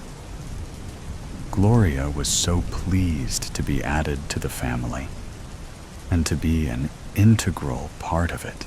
The family was wealthy. The father, a world-renowned specialist surgeon from a wealthy legacy. He was privileged from birth, nannies, boarding school. His pathway in life was constructed and planned before he was born, from generations prior and generations to come. The tried and trusted way.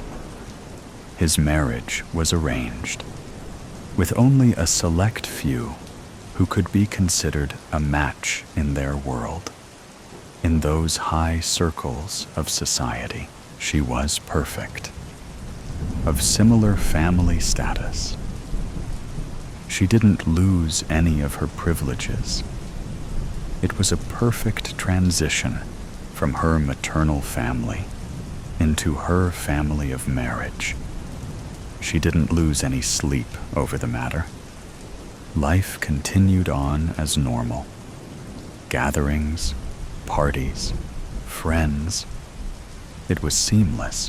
When she became pregnant shortly after the marriage, it made the headlines on the celebrity pages. The joyous ink leapt off the gossip pages. She demanded to be fully anesthetized for the birth. Pain was not a word in her personal experience dictionary. She was completely unaware of the conception, totally out of it.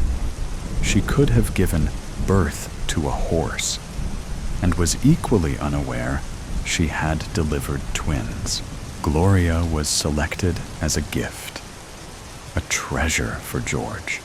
She was token of unspeakable secrets, unfulfilled desires.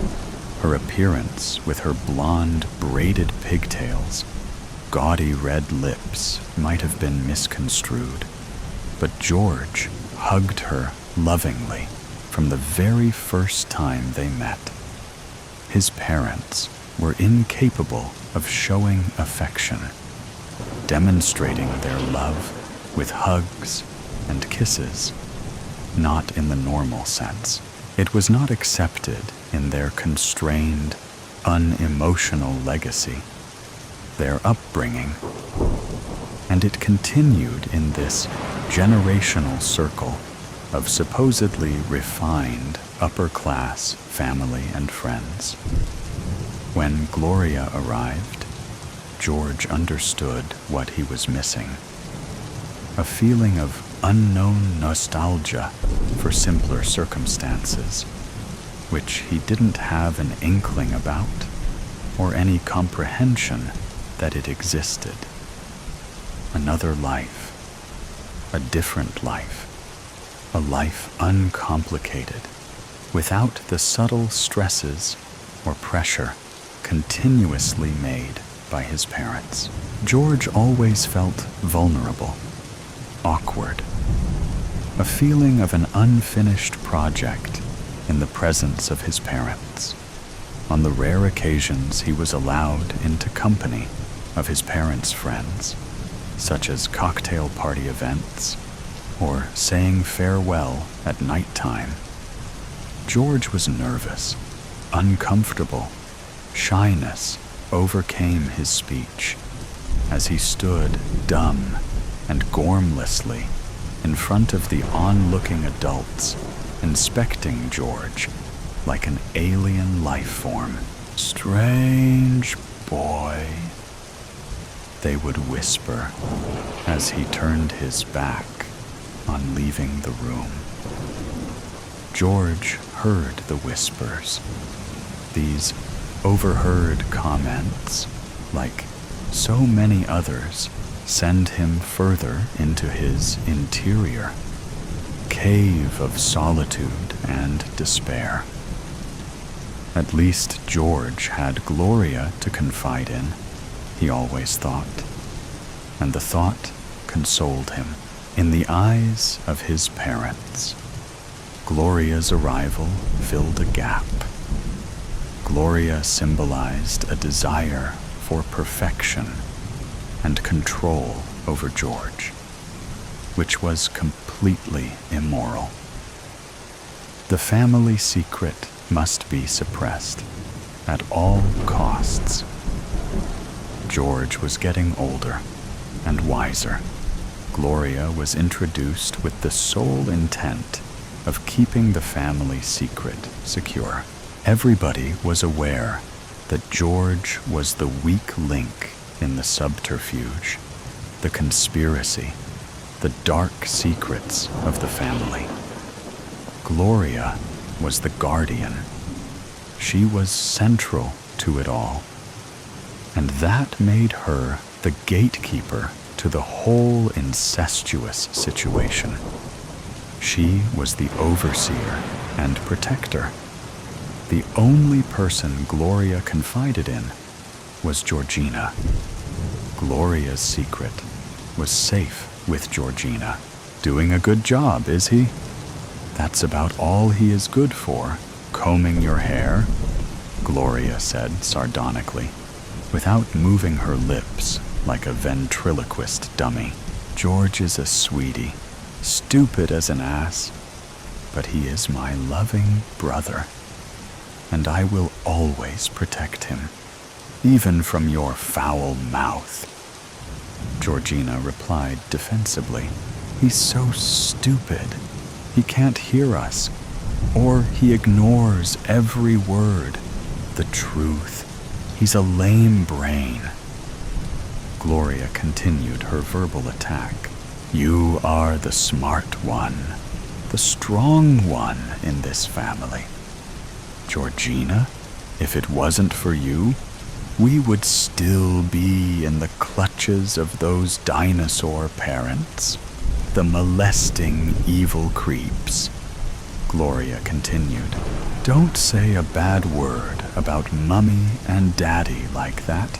Shut that vile mouth of yours, Gloria." Georgina was getting agitated now, but George continued the slow grooming strokes, undeterred, and it seemed oblivious to the conversation between Georgina and Gloria.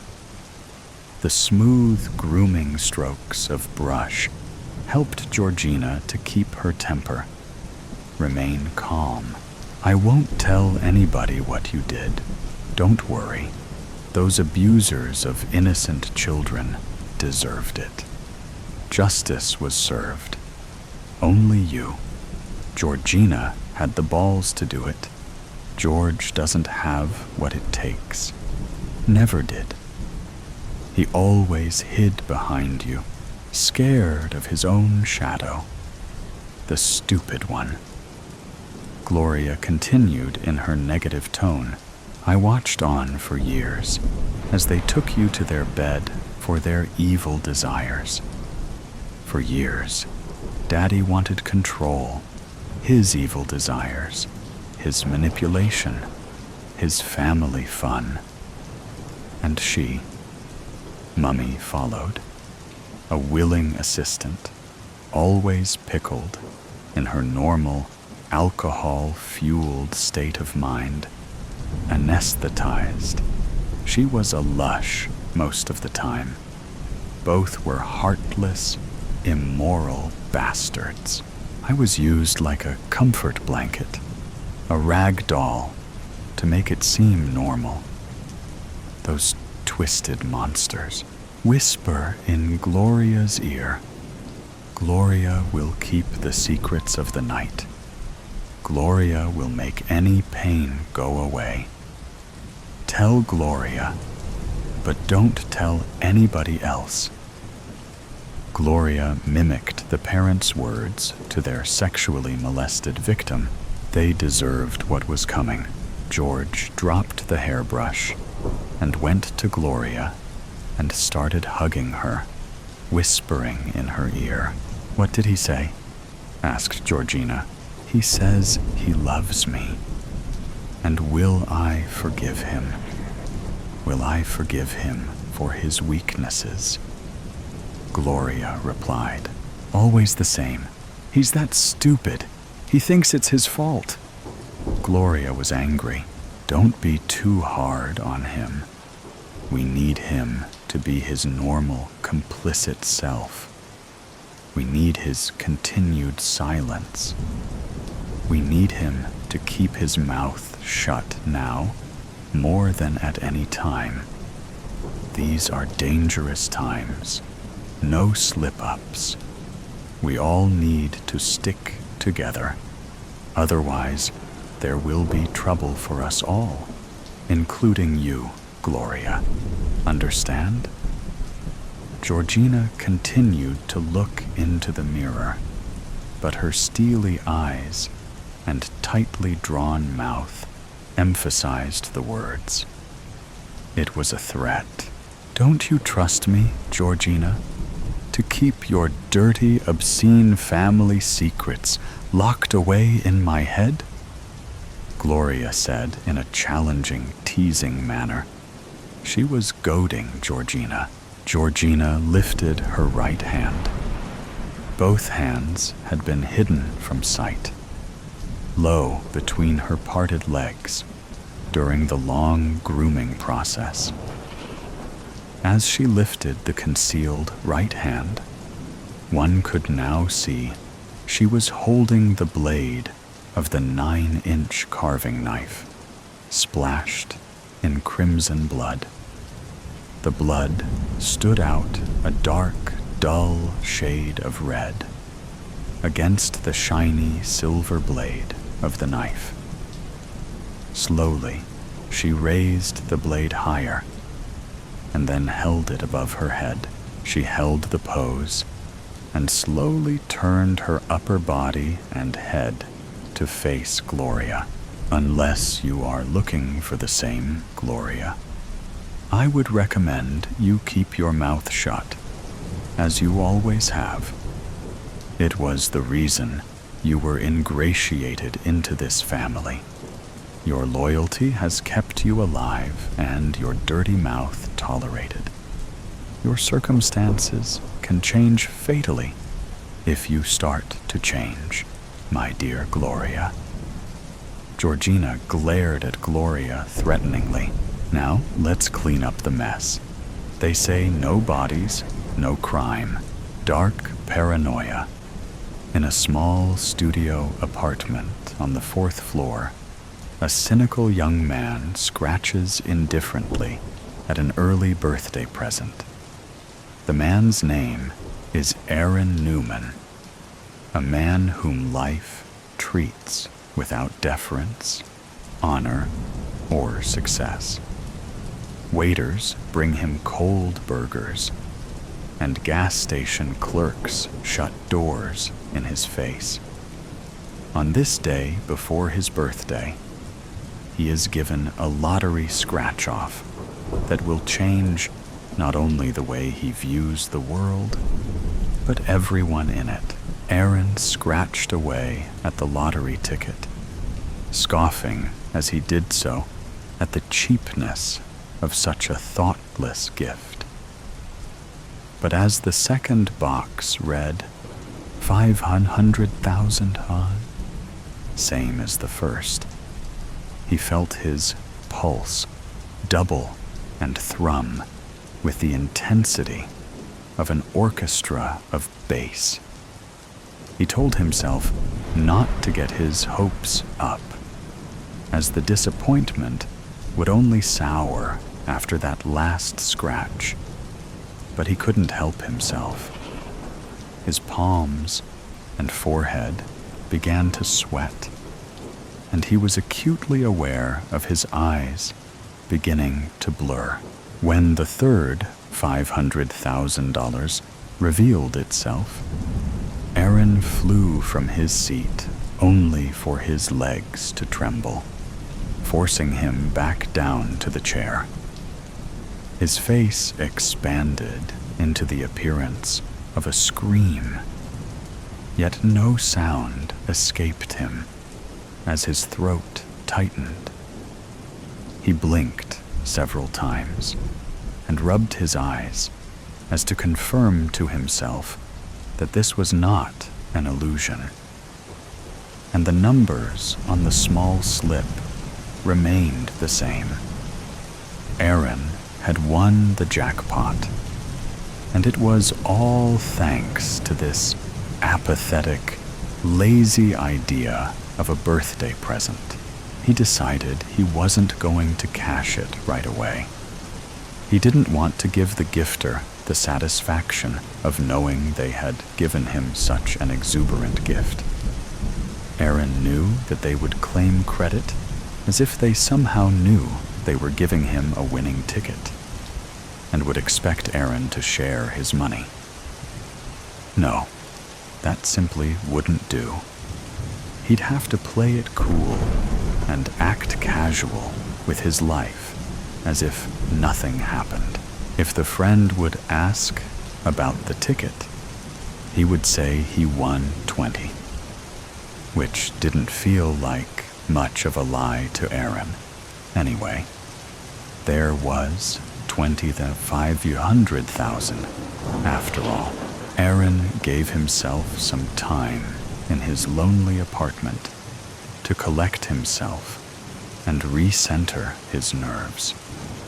After several moments of balancing his breath and matting away the nervous sweats, he put on his shoes and left to go to the grocery store to have a personal celebration of his newfound, unsuspected success. Once in his car, Aaron drove down Main Street on his way to his town's small grocery store, the Piggly Wiggly, affectionately known as the Pig to locals.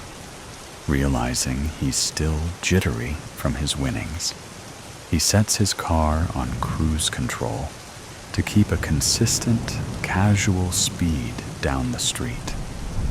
As he cruises, a black sedan rolls past a stop sign on his right and pulls in front of him, forcing Aaron to slam on his brakes. The car behind Aaron blares their horn angrily at them and swerves past him, continuing down the road as if this was all Aaron's fault. Aaron slams his fist on the horn as he glares at the black sedan. He can just make out a silhouette on the driver's side window.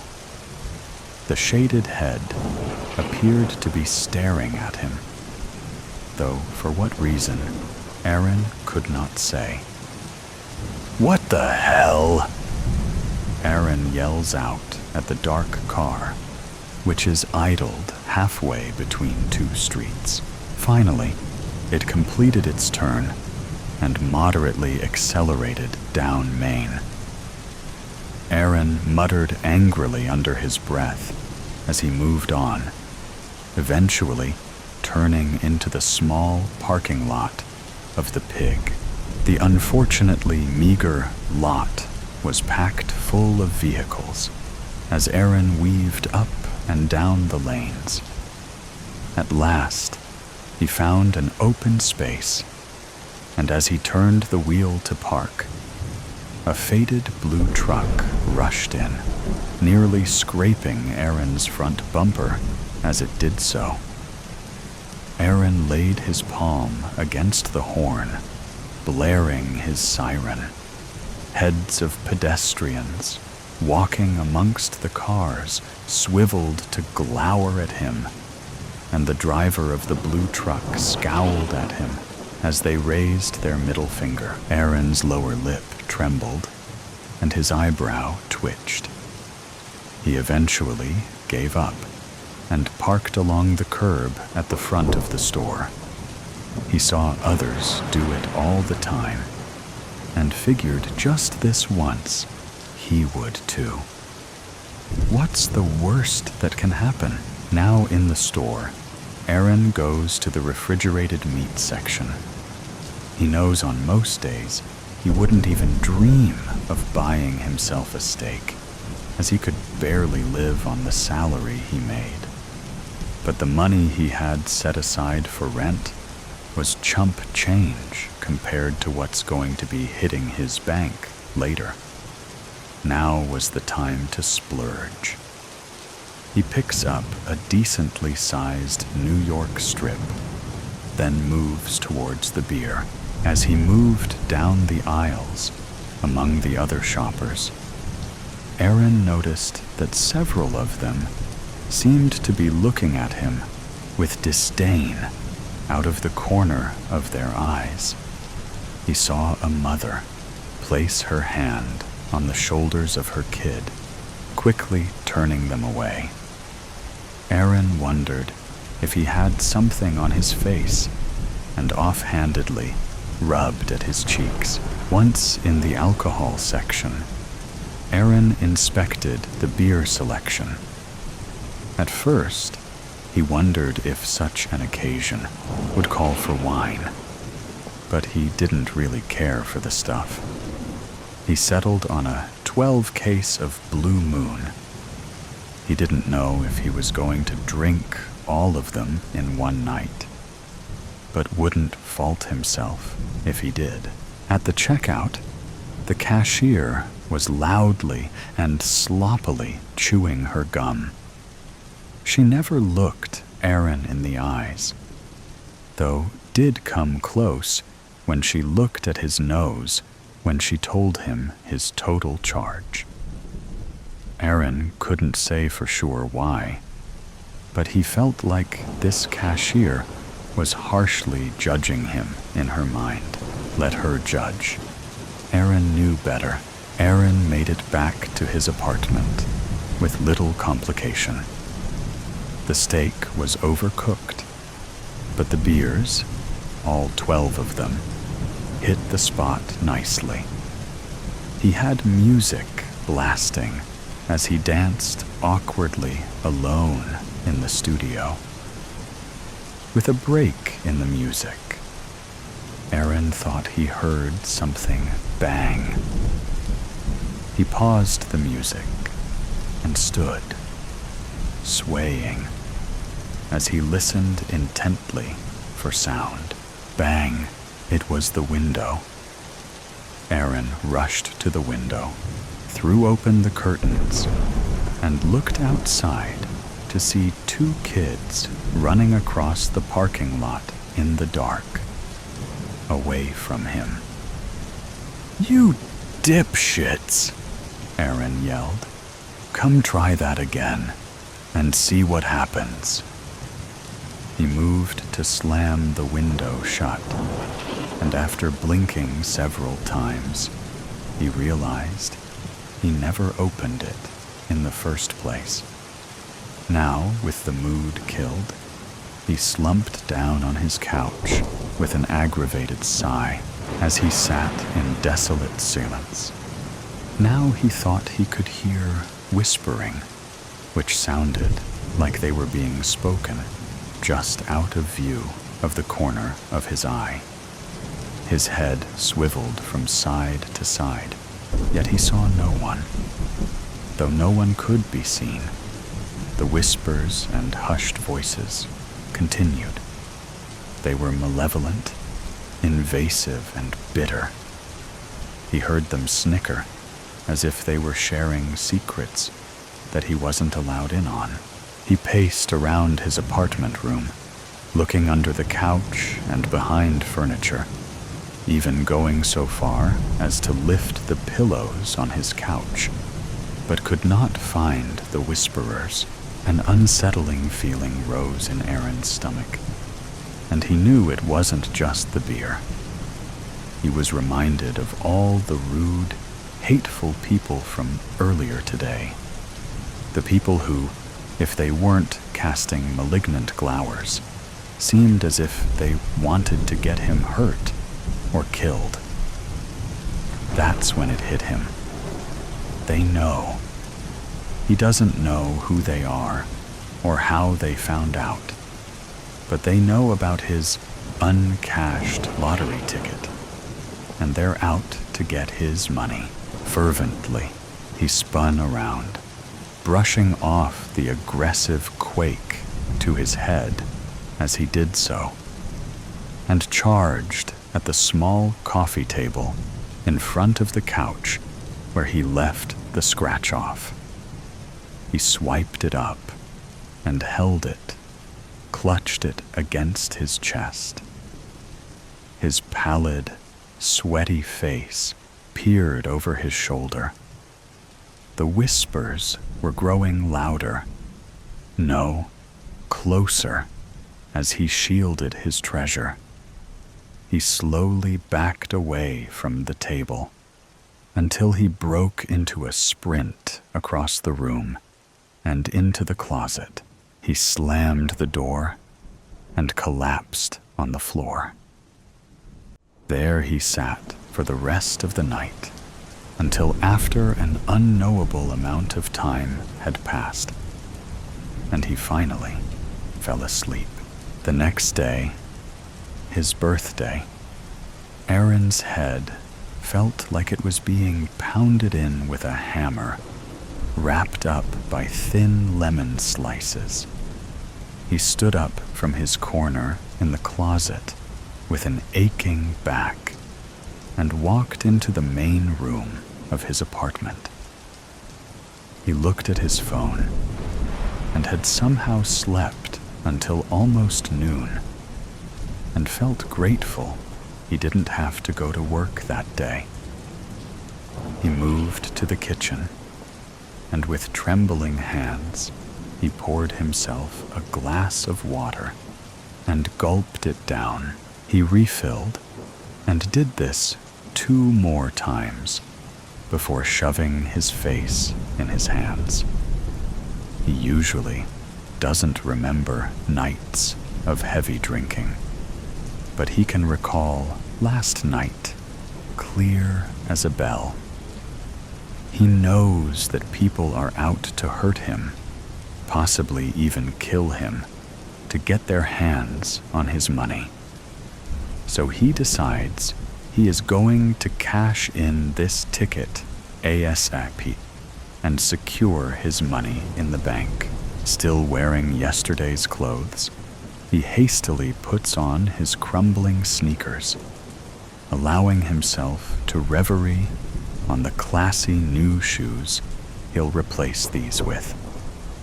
He shoved the ticket in his pocket and rushed out the door towards the stairs, neglecting to even lock his door on the way out. Driving down his street, he noticed 2 girls standing on the sidewalk, and he noticed them cover their mouths and laugh. And he swears he saw their eyes dart over at his old car. He scowled at them as he drove past. Further down the road, there was a fallen tree that blocked most of his lane. He didn't see anyone from the other direction, but in light of everything, he had started to get nervous. With sweaty palms, he turns the wheel to move around the fallen tree. No one jumped out to meet him with this inconvenience, but he could see the verdure around him, rustling with ambushers, waiting for the exact right moment. With the stirring vegetation around him, the violent chorus of whispers around him began again. They were louder and somewhat clearer than before. He can make out some of their plans to string him up, beating him senseless. The phrase, "catch him, kill him," echoing in his ears. His eyes are blurring as dime-sized droplets of sweat rush down his forehead and flood his eyes. His hands have gone far from clammy, as now he struggles to maintain a grip on the steering wheel. He uses his forearm to wipe away his eyes, only in time to see a shadow standing in the middle of the road. He screams as he swerves, driving off the side of the road and crashing into a tree. He awoke, unsure of how much time had passed, but saw that the sun had already started to drop. He blinks and squints as the sensation of something cooling slowly runs down the side of his face. He reaches up to touch it, and his hand comes back red. Stumbling out of the car, he hears a woman call out, "He's awake! He's getting out of the car." Aaron turns his head to see a woman and a man standing next to their vehicle, parked on the side of the road. He looks to the tinted back windows and sees more of the shadowy figures, their heads turned to look at him. He gasps and looks back to the woman who cried out. Both she and the man carry twisted expressions of tentative eagerness. He knows they believe their time has come to take him, but he'd sooner go on his own terms before he lets them. He runs back in the direction of home, tearing down the street, light-headed as he was, unsure of how much blood he'd already lost. He knew he just only had to get back home, and he'd be safe.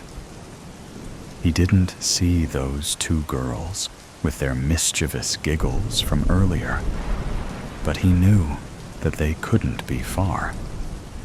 There are several pairs of running footsteps behind him. He can sense them, though he cannot hear them through the tremendous pounding of his hard-pressed heart. The whispers are shouting now, eager and hungry, their hands reaching towards him with greedy claws. He reached his apartment building and dove into the elevator. He slams his fist onto the button for the 4th floor. As the lift slowly rose, the lights flickered and the walls rattled.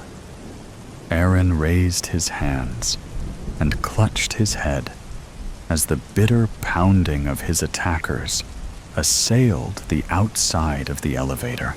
The elevator doors open, and Aaron knows that as soon as he steps over the breach between the lift and the apartment floor, a hand should shoot up and grasp his ankle, keeping him immobile until the doors close and crush him.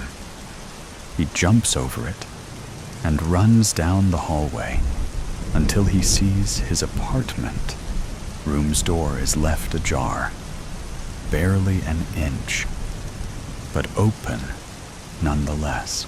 Aaron stood paralyzed.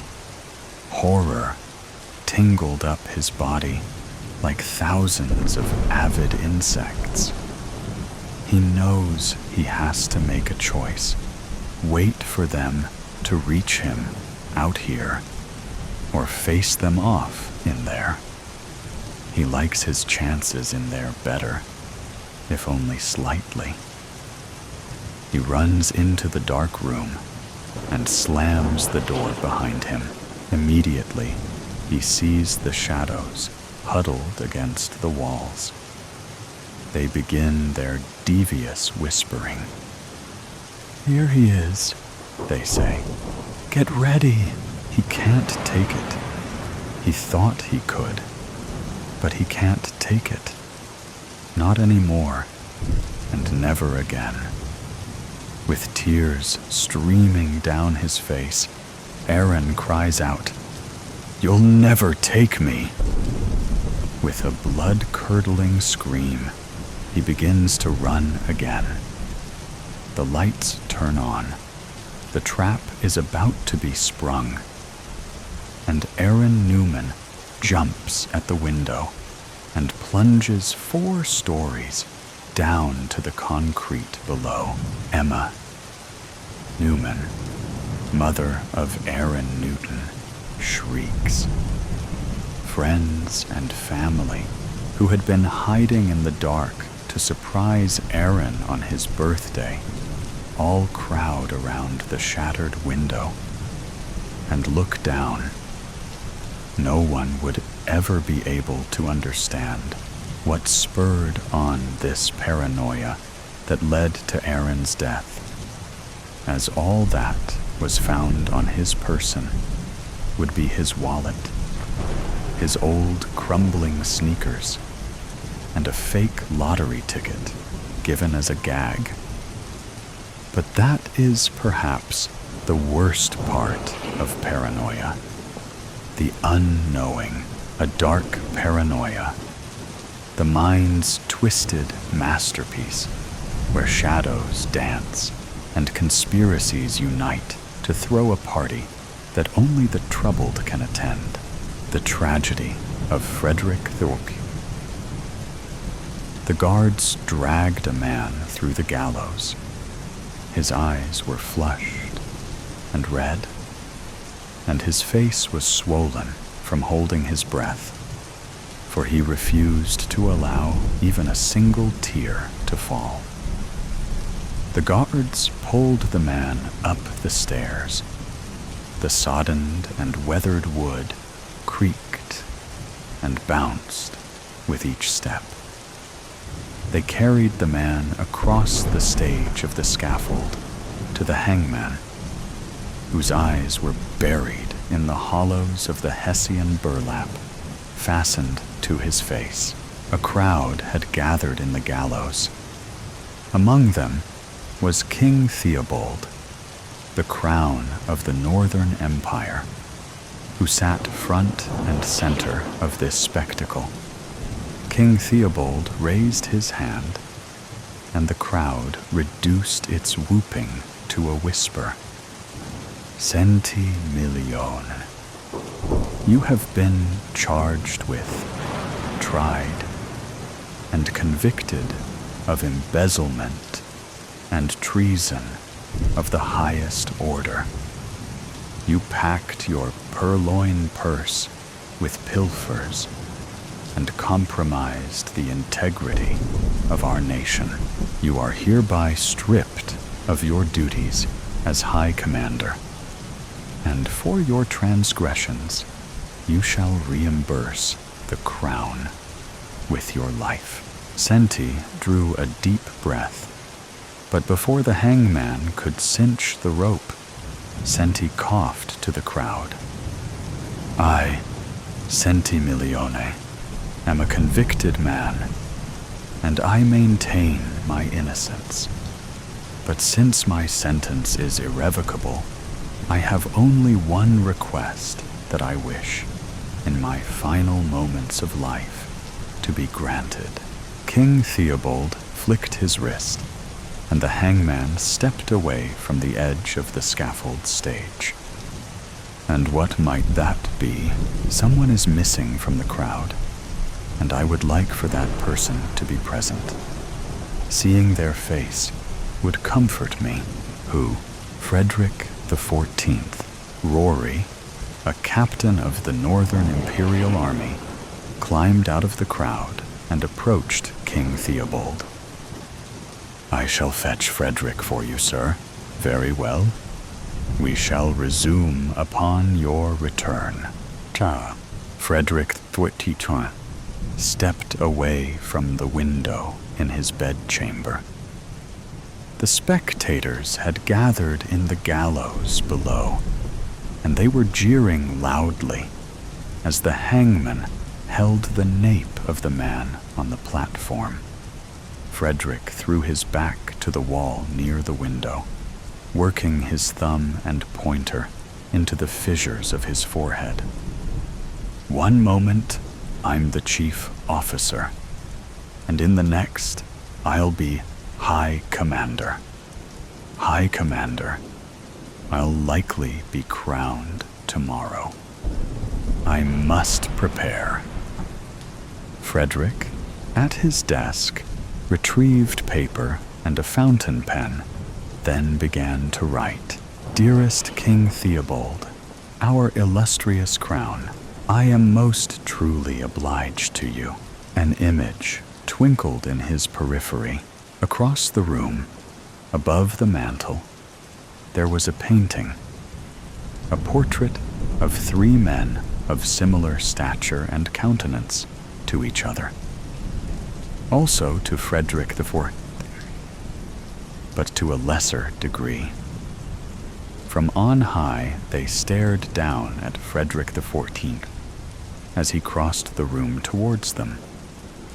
"Tomorrow, I shall be named High Commander of the Northern Imperial Army, and I will follow in your footsteps. And maybe one day, my personage will join yours in portraiture." He received 2 knocks at his door. "Who's there?" "Celia, sir. Captain Rory would like to join your company." Frederick opened the door to reveal Celia, the chambermaid, and Rory, a step behind her. Rory: "Sir, there has been a request made for you." "What is the nature of this request? Am I allowed inside?" Frederick ushered Rory inside. "King Theobald has granted Senti one wish. Has he not been executed?" "In only a moment's time. But never mind that, Frederick. Senti's wish is to see you." Frederick flew across the room and away from Rory. "See me? For what reason? Frederick, you are but his dearest friend. What is the reason for your delay?" Frederick turned his back to Rory. "There is no reason other than that I would not want to see a hanging in the gallows. But you have witnessed your fair share of executions, none of which have been dear friends," Frederick said. "So what shall I tell Senti?" "Tell Senti that my love is with him, and that his visage shall be forever reflected in my duties." "Of High Commander?" Frederick nodded his head. "I'll likely be crowned tomorrow. His ill repute shall be absolved with me." "Ill repute?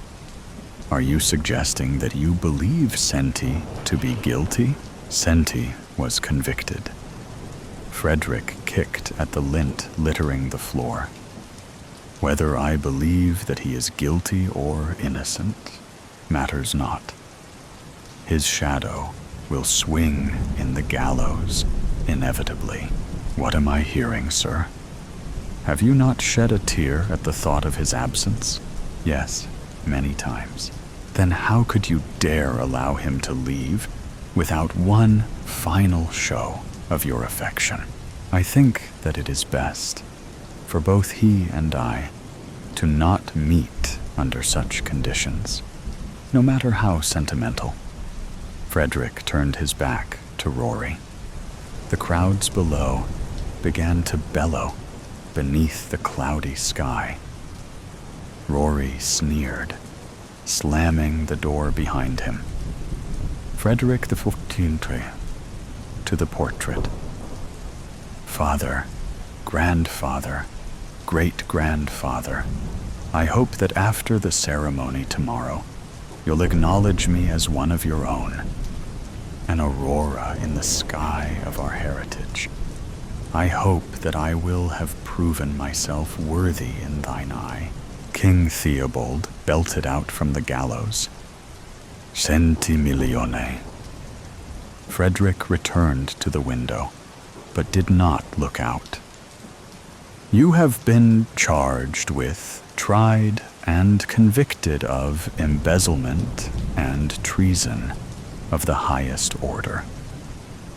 You packed your purloin purse with pilfers and compromised the integrity of our nation.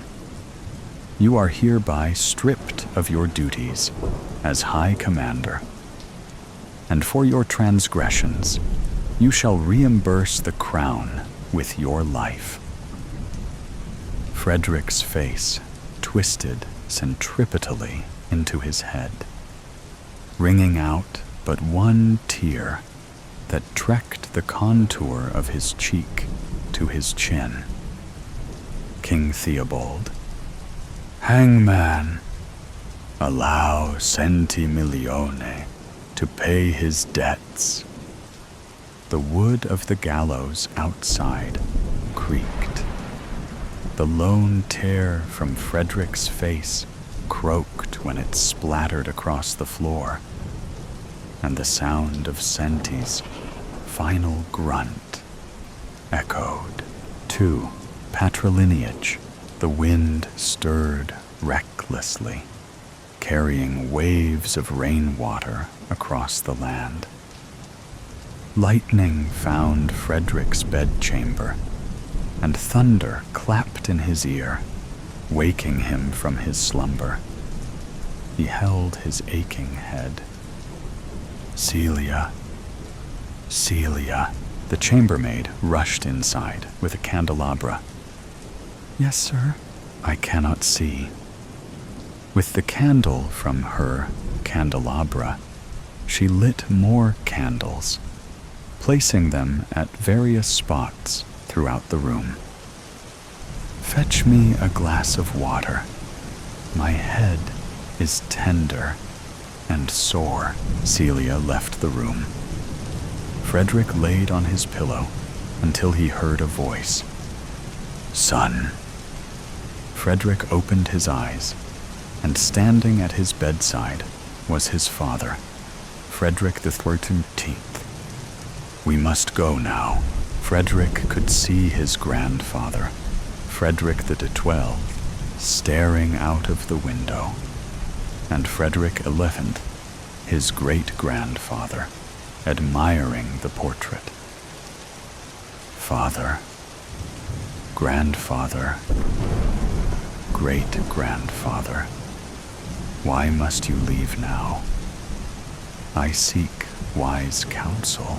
Your ways have offended us, Frederick XI said. There is no way that we could accept you as you are, Frederick XII said, and we will not offer wise counsel. Your legacy is now your own. Frederick XIV said.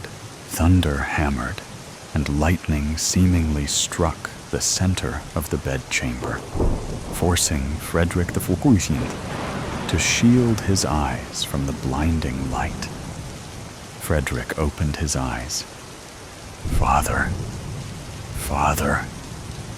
Frederick searched the room, but they were gone. In their wake, he padded across the parquet floor to his mantel. He squinted at the portrait, and what he saw poisoned his heart. Only the 3 heads of his patriarchy remained.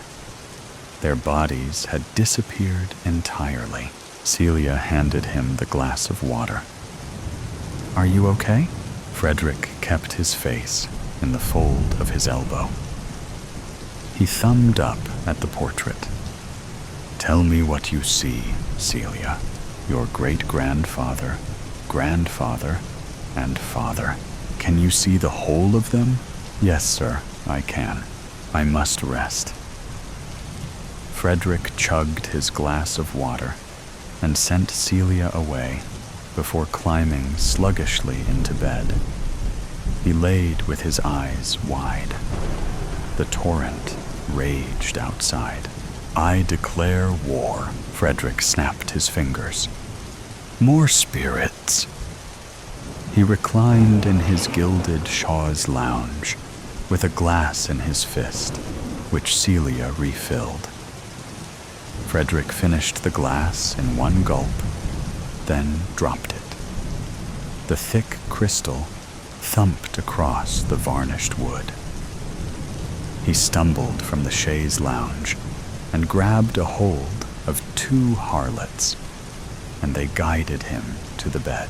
Present were two officers, Francis and Giles, each heaped with a pair of women and spirits in their midst. How's it feel to have an empire under your command? Francis jeered. Grand, and the luxury to rest on your laurels in the lap of an impregnable kingdom, Giles said. Swell. Frederick looked to the women. Kiss me, will you? The two women pressed their faces into his. He received a knock at the door. Who dares disturb me? Frederick burped. Celia, sir. Are you aware, Celia, that we are engaged in official military duties? Yes, sir. Then why do you bother our securing of this great nation? The chief officer says he must see you now. Allow the sap in. Rory rushed in. Mr. Rory, chief officer, have you come to join in the luxuries afforded to our ranks? No, sir. Then why do you... Frederick burped again. Why do you dare interrupt our briefing? The Southern Empire, sir, Rory said. Frederick slurred. Yes. They have declared war. Frederick puckered up instantaneously. His eyelids spread wide. His pupils shrunk to little black dots, and his eyes receded far into skull. He folded his dressing gown across his chest and crossed his legs. The South has declared war, you say? What must we do? But you are the High Commander, right? King Theobald rejected their demands and accepted their declaration of war. He has since issued a decree. Very well. Frederick stumbled to the center of the room. Everyone out, save for the chief officer. Only Frederick and Rory remained. High Commander, what is your plan? Our nation's security is at stake. I know. With his arms crossed high on his chest, Frederick crept across the room to his mantle. He laid his head into his rested elbow. He looked up to his portrait. 3 silhouettes now stained the canvas. Chief Officer, Rory observed Frederick's constitution with a hawk's eye. Yes, High Commander? Look up at the portrait and tell me what you see. Your great-grandfather, grandfather, and your father. Why? Do you see the whole of them? Yes, I do. Heavens, gather the rest of our staff. I will meet you all in the Hall of Mirrors. Yes, sir. Rory exited the bedchamber, Frederick to the emptied portrait. How could you have abandoned me at such an inopportune time? Frederick's eyes were deep, dark portholes that revealed no soul. Celia entered. Yes, sir. He raised his glass. More spirits, please. 3. The soul of a man. Frederick hunched forward while clearing the gown from his feet, tottered into the hall of mirrors. In the center was an expansive table with 15 chairs measuring its circumference. The army staff silently observed the High Commander's disposition. Frederick looked them all over and pointed out an unfamiliar figure, a kimono-clad, ashen-faced woman. "Who's she?" "Kitty." She lifted her face, slightly peeking under her brow. "A medium. Why should we need a—" Frederick burped. "A medium? She will be of assistance as we plot the fate of our empire. She couldn't possibly serve as our wise counsel. We, the staff of the Northern Imperial Army, conceded that neither of us but one is able to offer wise counsel. But you are the best of the best, are you not?" "Our very best was plucked from among us," Rory said. "Now we must seek wise counsel elsewhere." "Where else?" "From beyond the grave." Frederick waved his hand. "Under no circumstances shall we do such a thing. High Commander, you must understand, lives are at stake. Your reputation is at stake. And since you cannot lead us, then we must source our dearly departed friend." Frederick turned his back, observing the staff through the mirrors. "Centi milione, centi milione, centi, centi."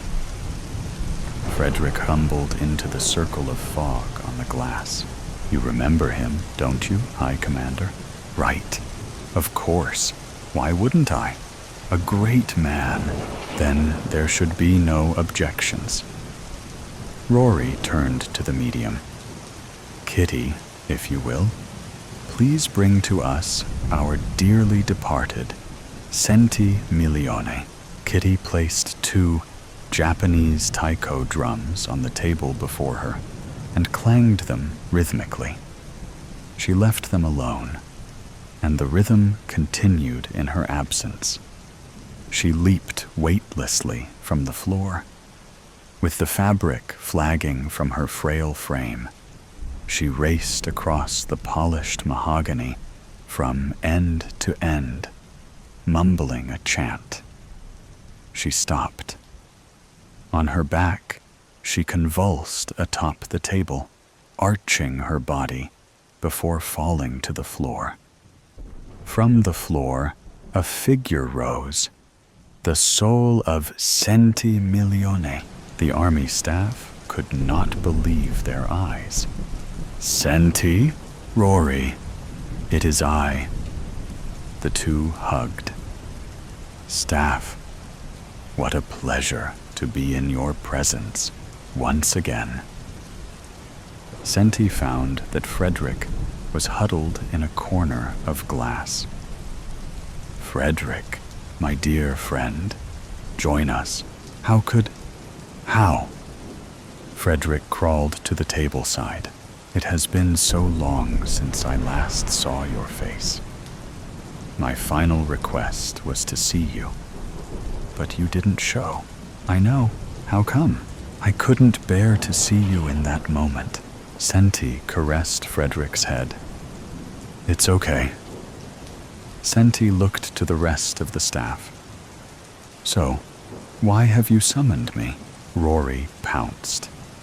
"Our great empire is at war." "There should be no issues then. A Frederick is amongst you. We seek wise counsel." Rory continued. Centi looked down. Frederick avoided Centi's gaze. Centi jousted Frederick. "Have you spoken to your father?" Frederick was silent, Well, have you? Rory barked. Yes. And your grandfather? Senti continued. Yes. Your great-grandfather, too? Yes. Great. What did they say? Frederick broke free and ran to a mirror across the room. This cannot be, he whispered to himself. Senti followed. What's the matter? Frederick broke free once more and darted to another mirror. This can not be. How could it be? Senti met him there as well. Frederick didn't resist. Senti, tell them how good of a friend you were to me. Frederick brushed Senti's ghastly complexion. You were a good friend, but I was not. Rory stood up at the table. What do you mean, my friend? Senti asked. Frederick looked up at the ceiling, but seemingly beyond it. For my entire life, I walked the path of my predecessors, but I could never keep pace. And now, they have sprinted far ahead of me. They came to me in the night and informed me that they must leave my side, that I had offended their honor and ripped my name from the annals of our history. What could you have done that was so abhorrent? Frederick wept until he regained control of himself. When you called out for from the gallows, I was afraid to see you. You broke the chain that linked me to my father, my grandfather, and my great-grandfather. All I could see was their scorn and shame. Frederick looked into Senti's troubled eyes. After the celebration, hosted in King Theobald's honor, he had you arrested. Right, and you were tried. Yes, and subsequently convicted. This is all true. The punishment for the charges leveled against you, hanging in the gallows, was fair, but the evidence, it was fabricated. The staff gasped. I knew it, Rory screamed. That evidence, in light of the celebration that you hosted, I knew it would be the perfect foil, that the pride of King Theobald would believe it. And he did. I told him that you had embezzled monies, as well as colluded with another nation, and he accepted my word as bond. The staff sucked in all of the air in the room. Senti pushed away from Frederick with haste. How could you? How dare you? You knew how much that position meant to me, and how right I was for it. You had me killed to assuage your vainglorious greed. Senti was so heated that he could breathe fire. He beamed his scalding eyes at Frederick. You fool. And because you are so, I wish for you to suffer a fool's fate. Senti spun away from them all and reduced himself to a bended form. Kitty reclaimed her seat. Hiding his face in the arm of his dressing gown, Frederick watched as Rory crept slowly to him. Rory rested a knee. I knew from the beginning that you had something to do with it, but no one trusted my word.